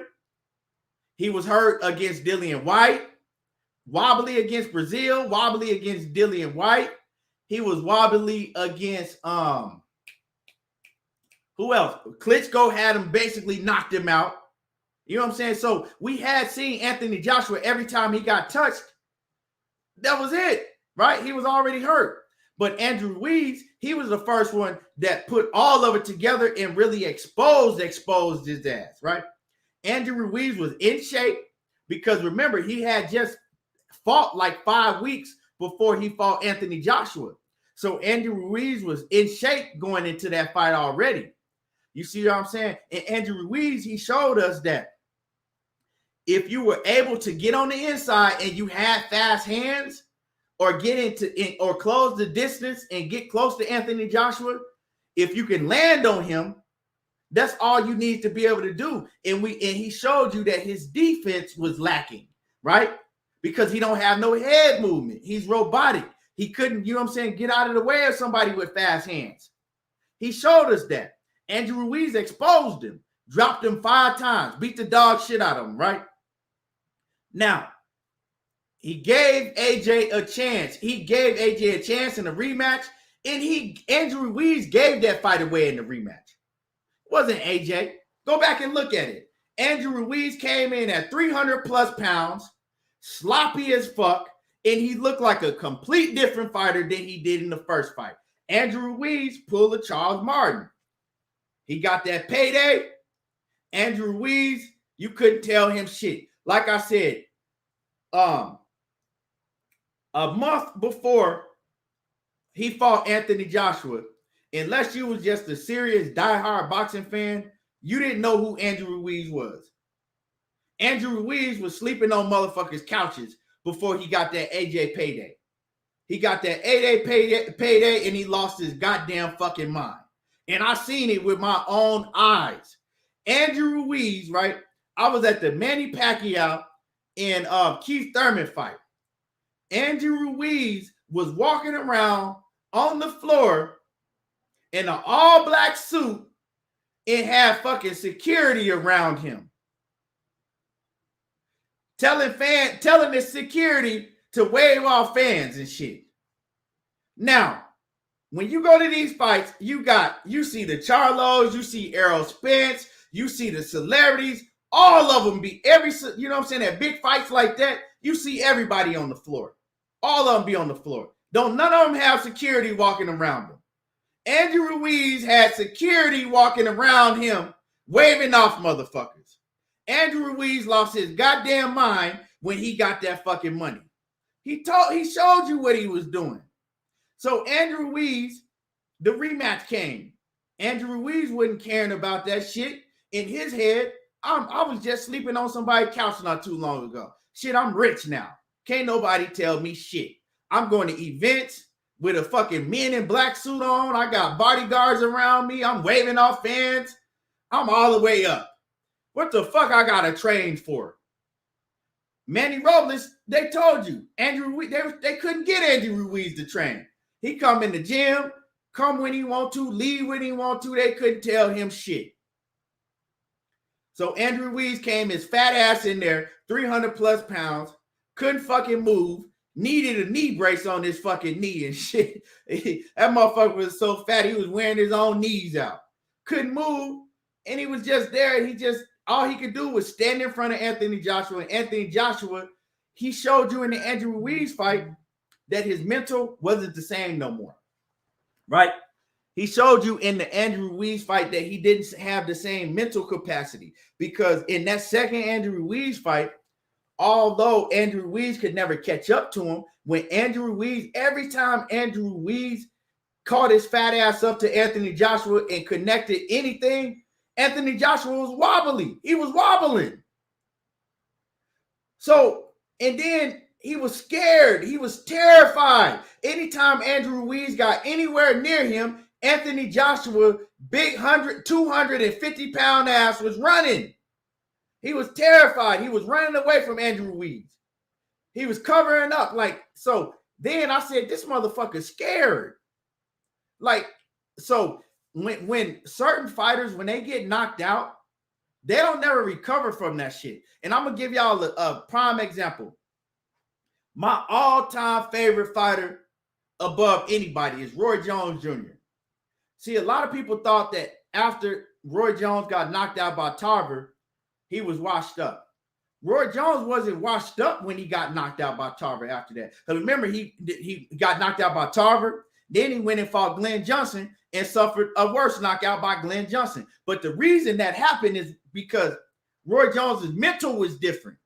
If you go look at all his fights after he got knocked out by Antonio Tarver, he didn't fight like he didn't fight like that no more.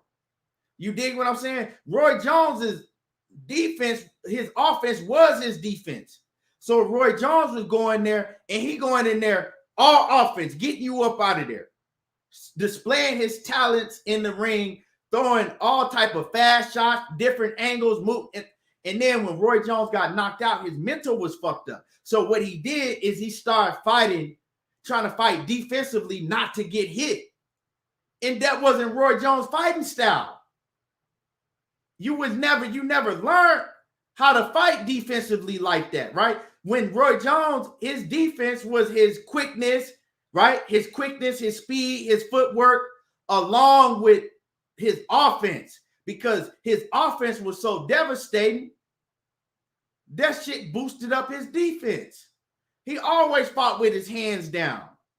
You see what I'm saying? He never fought with his hands up technically. So when after he got knocked out, he tried to switch up his fighting style to where he was scared. He went in there, and I mean, I'm not saying that he was scared to get knocked out, because see, the punch that Tarver hit him with, Roy Jones didn't see it, and Tarver didn't see it himself.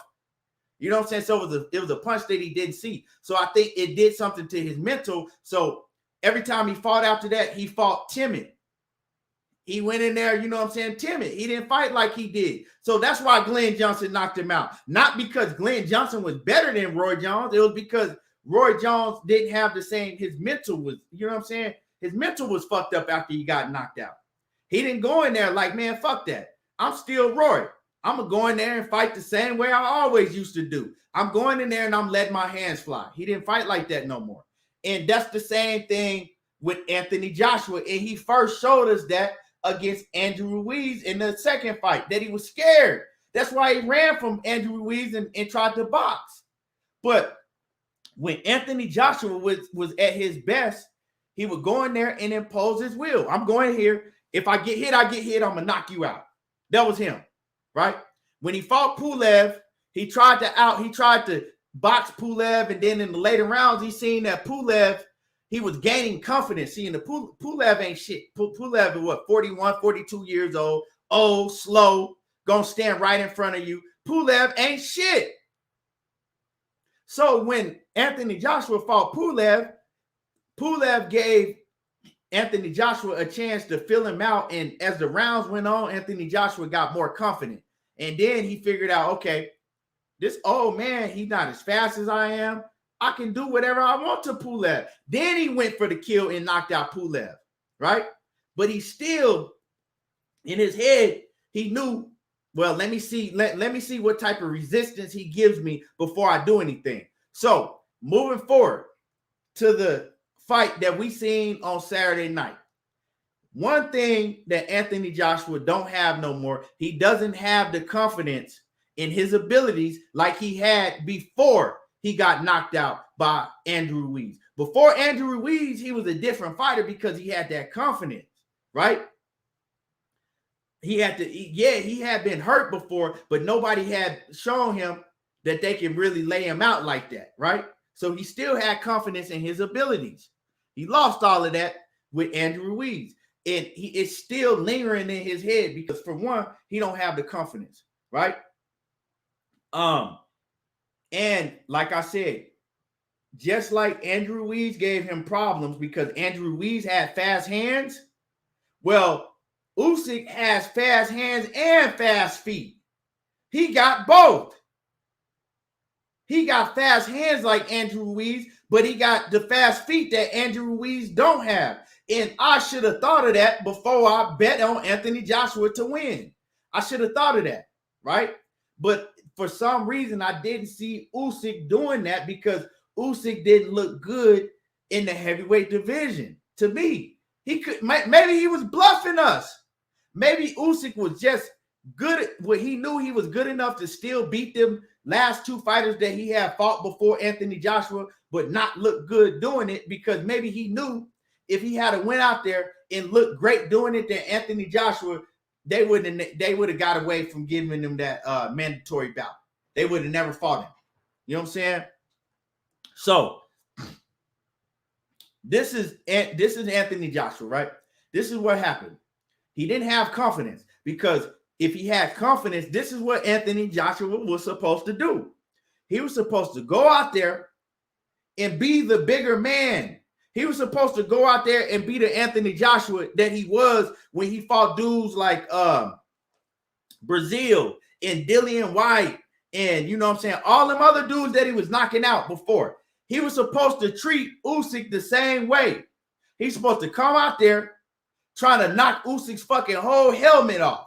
He was supposed to get in, rough up Usyk, throw him to the ropes, and do all of that. But see, he tried to come out there with 100% wrong game plan. What he did, he looked like a goddamn fool. Why would you go out there and try to bounce and move around and box a fighter that you know got better feet than you know is much faster than you, and this man came from cruiserweight? But you go out here and you try to fucking beat this man out boxing him for 12 rounds? That was the stupidest game plan, but that was the game plan that Joshua, right? It was a game plan that he put together for himself because in his head, it was the safest way for him. And if you go back to the first round, right? If you go back to the first round, Usyk, right? We got to give Usyk credit for this. Usyk, he took Anthony Joshua's any confidence that Anthony Joshua had in himself coming into this fight. Usyk took that away from him very early. And when you're a real champion and you have a good IQ, see, that's the difference between fighters that have a great IQ and fighters that just know how to fight. Usyk has a great IQ because Usyk did something early on in that fight. He came out and he caught Anthony Joshua with two hard-ass straight rights in the first round and then came over with a hook. And remember, he wobbled Anthony Joshua very early. And from then on, what Usyk did is let Anthony Joshua know, you know what? Damn, this man can knock me out. When he let Anthony Joshua know that if I get hit by Usyk, he's capable of knocking me out because he wobbled him hella early on in that fight. He hit him with two straights and came with that left. I mean, he hit him with two straight lefts, which is his power hand because Usyk is a southpaw. So he came out and hit fucking Usyk with two straight lefts and then came with the right hook right there. Any confidence that Anthony Joshua had, it was out the window at that point in time. He was done at that point in time. So he made the decision to try to box and stay away from Usyk, right? But then Anthony Joshua, he has no ring IQ, and I'm gonna tell you why. Because anytime that Anthony Joshua, he actually he had Usyk hurt, not like hurt to where Usyk wanted to drop on one knee, but he had Usyk hurt a few times in that fight. But Anthony Joshua was so afraid, he was scared to attack Usyk.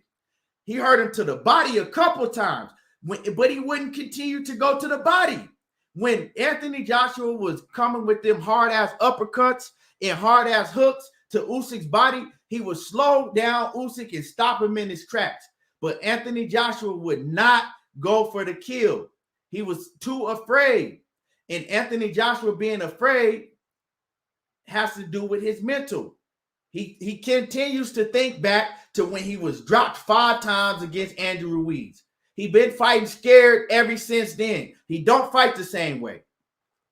And Anthony Joshua being the type of fighter that he is, he made his name by being fucking big, by being able to impose his will on you, and just, you know what I'm saying, he just outmuscle you and throw a whole bunch of punches and get you up out of there. You can't repair a man's confidence in his mental. It's done. What you gonna do? Tell him to go to a fucking a counselor? What you gonna do? Tell him to seek counseling? His mental's done, bro. He done. And now that he's seen that he got picked apart, right, by Usyk. There was a much smaller man coming up from cruiserweight. Usyk has never been known for his punching power, but he showed on Saturday night that he could have stopped Anthony Joshua easy if he wanted to. Usyk even said himself, he said that his corner told him to let up off of Anthony Joshua. His corner told him not to go for the knockout, right?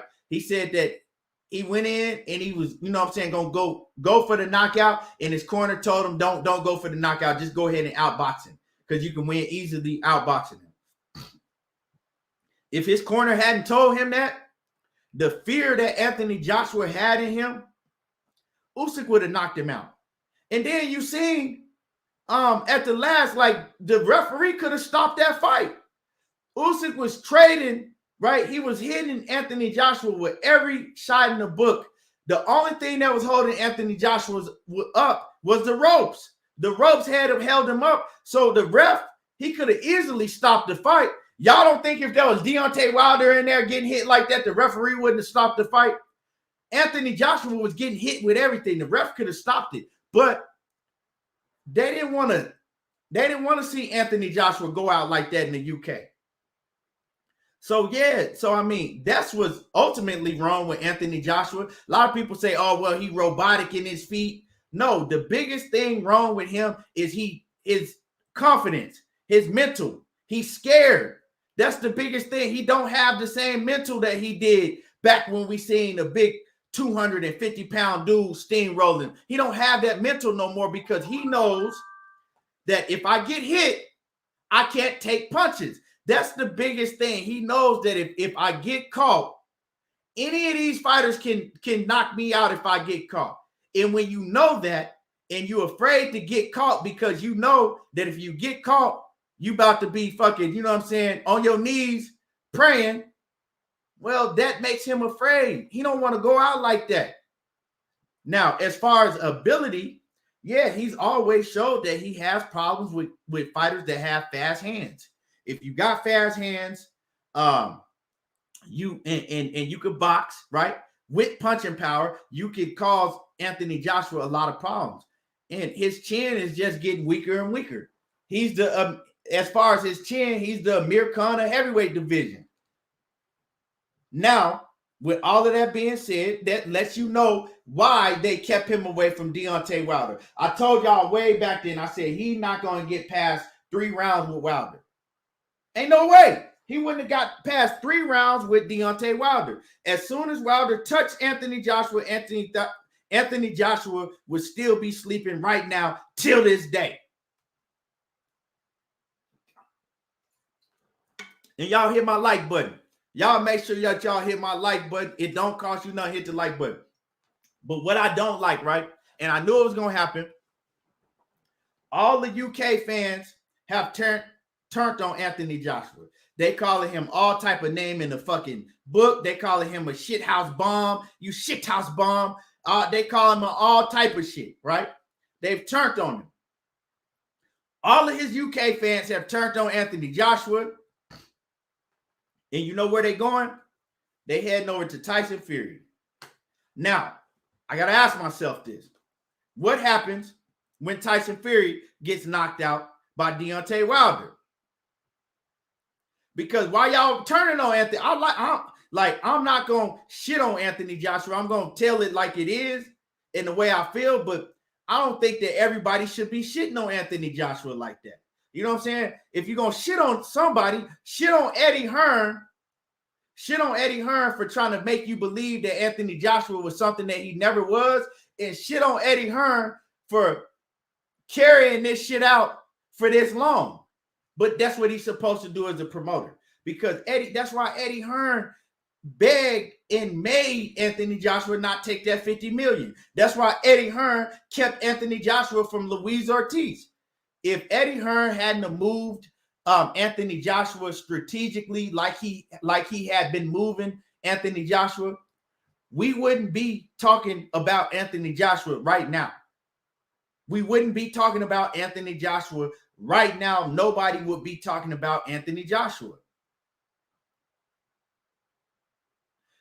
It makes you think, would Anthony Joshua even be fighting still? Can anybody see Anthony Joshua as just a gatekeeper type of heavyweight? Would he even be fighting still? If so, Anthony Joshua, if you really think about it, he owe a lot to Eddie Hearn. Because the money that Anthony Joshua has right now, all the riches and everything that he has, he owes that to Eddie Hearn. Because if Eddie Hearn hadn't have been carrying him and keeping him away from certain fighters and carrying his career in the right path, you know, like, yeah, we got a plan for Tank. You know, Tank Davis don't need to fight. See, we got a plan for Tank. Eddie Hearn had a plan for Anthony Joshua. And it carried out all the way till now. It made him filthy rich. It made him grow a huge name in the UK and in the US.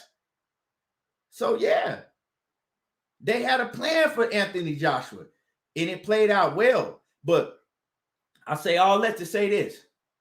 Any fighter, y'all can name them yourself. Any fighter, you continue to have a plan for them, soon that plan is going to run out. You continue to have a plan for a fighter, and you moving them around certain fighters, right? Moving them around because you don't really have 100% faith in that fighter. You just have faith on what you can do while you moving that fighter, right? because all the cards are in your hands, so you able to pick and choose who you put that fighter in front of soon, right? Sooner than later, that plan will fall apart. And what happens when that plan fall apart? Now, you think Anthony Joshua's his mental, right? Wasn't, his confidence wasn't there before. How you think his confidence is gonna be when he get in there and take the rematch against Usyk? Because from what I'm hearing, he's saying that he want the immediate rematch. So we could probably see the rematch happen in February sometime, probably. So in the rematch, you still are not, you can't make this man have confidence. You see what I'm saying? Nothing is going to change in the rematch except for it's going to get worse for Anthony Joshua. It's going to get worse for Anthony Joshua because now he's going to be afraid of the man that's right in front of him. And see, he was afraid when he got in there against Andrew Ruiz, but he was able to stay away from Andrew Ruiz and box because Andrew Ruiz didn't take the sport serious and he came his sloppy fat ass in there at 300 plus pounds, right?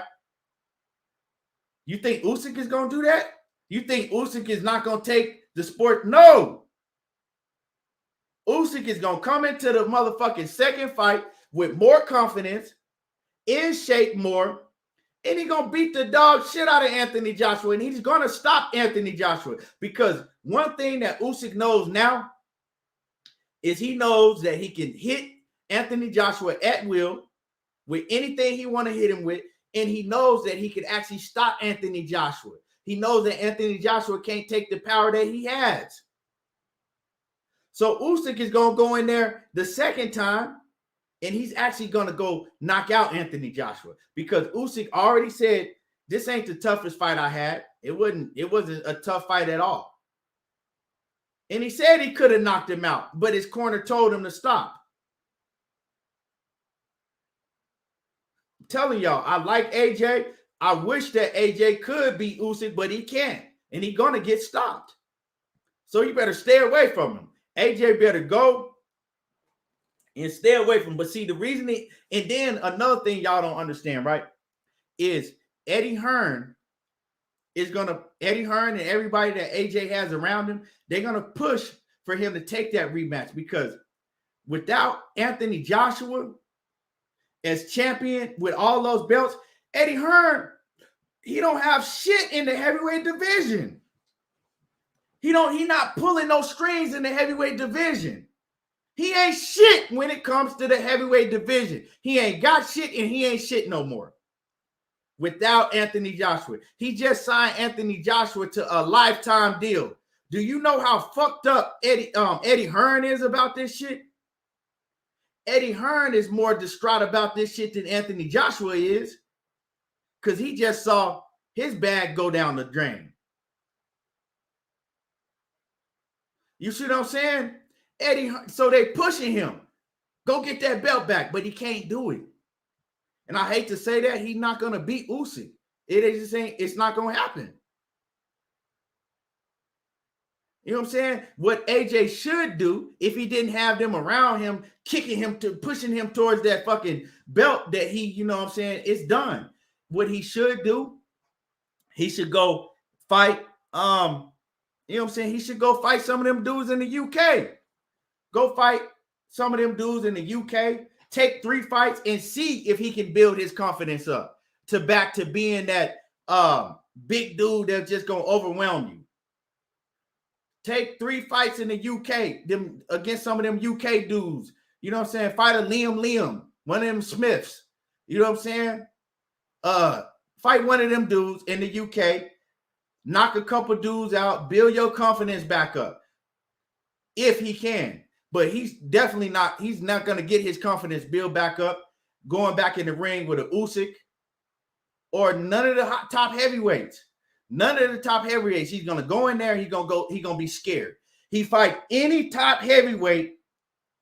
He's going to go in there with no confidence and he finna be scared. I see it. I see it in him.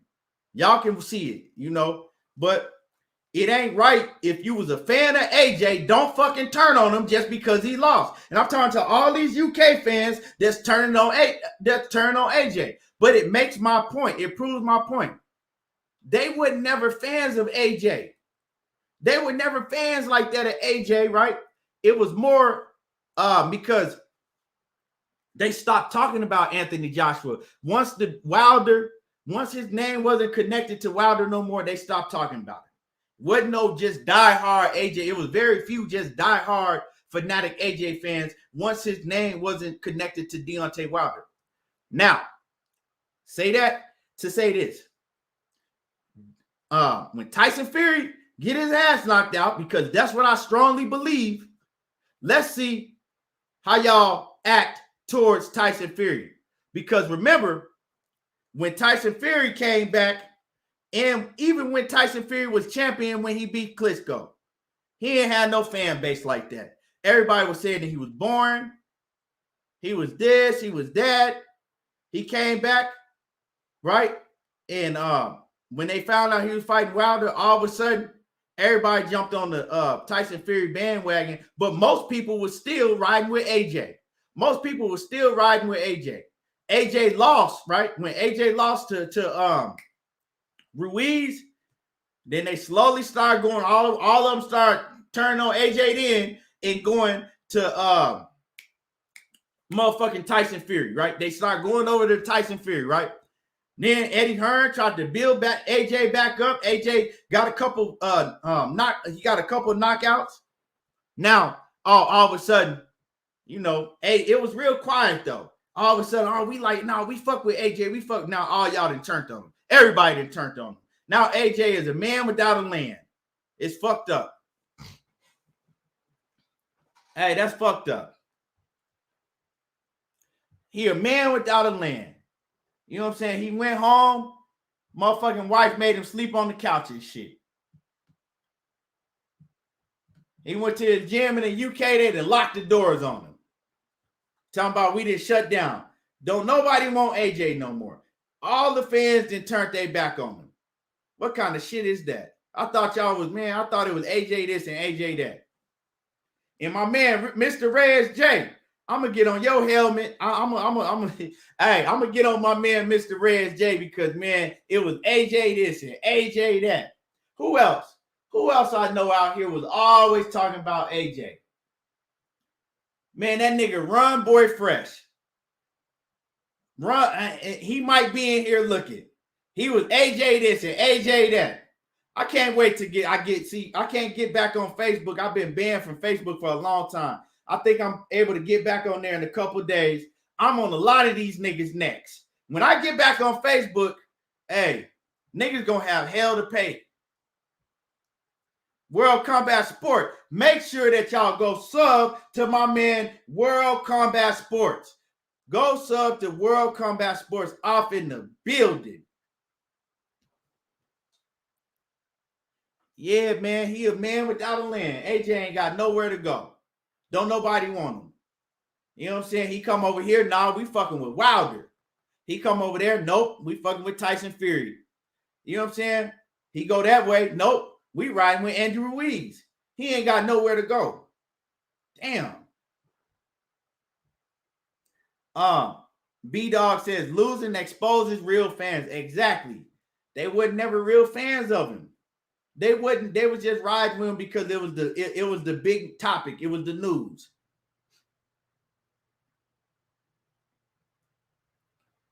But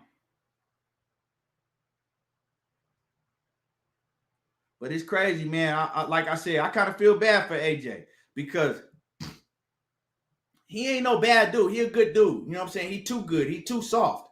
But a lot of that shit that Eddie Hearn, man, he just let Eddie Hearn, you know what I'm saying, treat him like a puppet on the string. He let Eddie Hearn treat him like a puppet on the string, you know, and he made Eddie Hearn make him look like a damn fool and a duck in certain situations.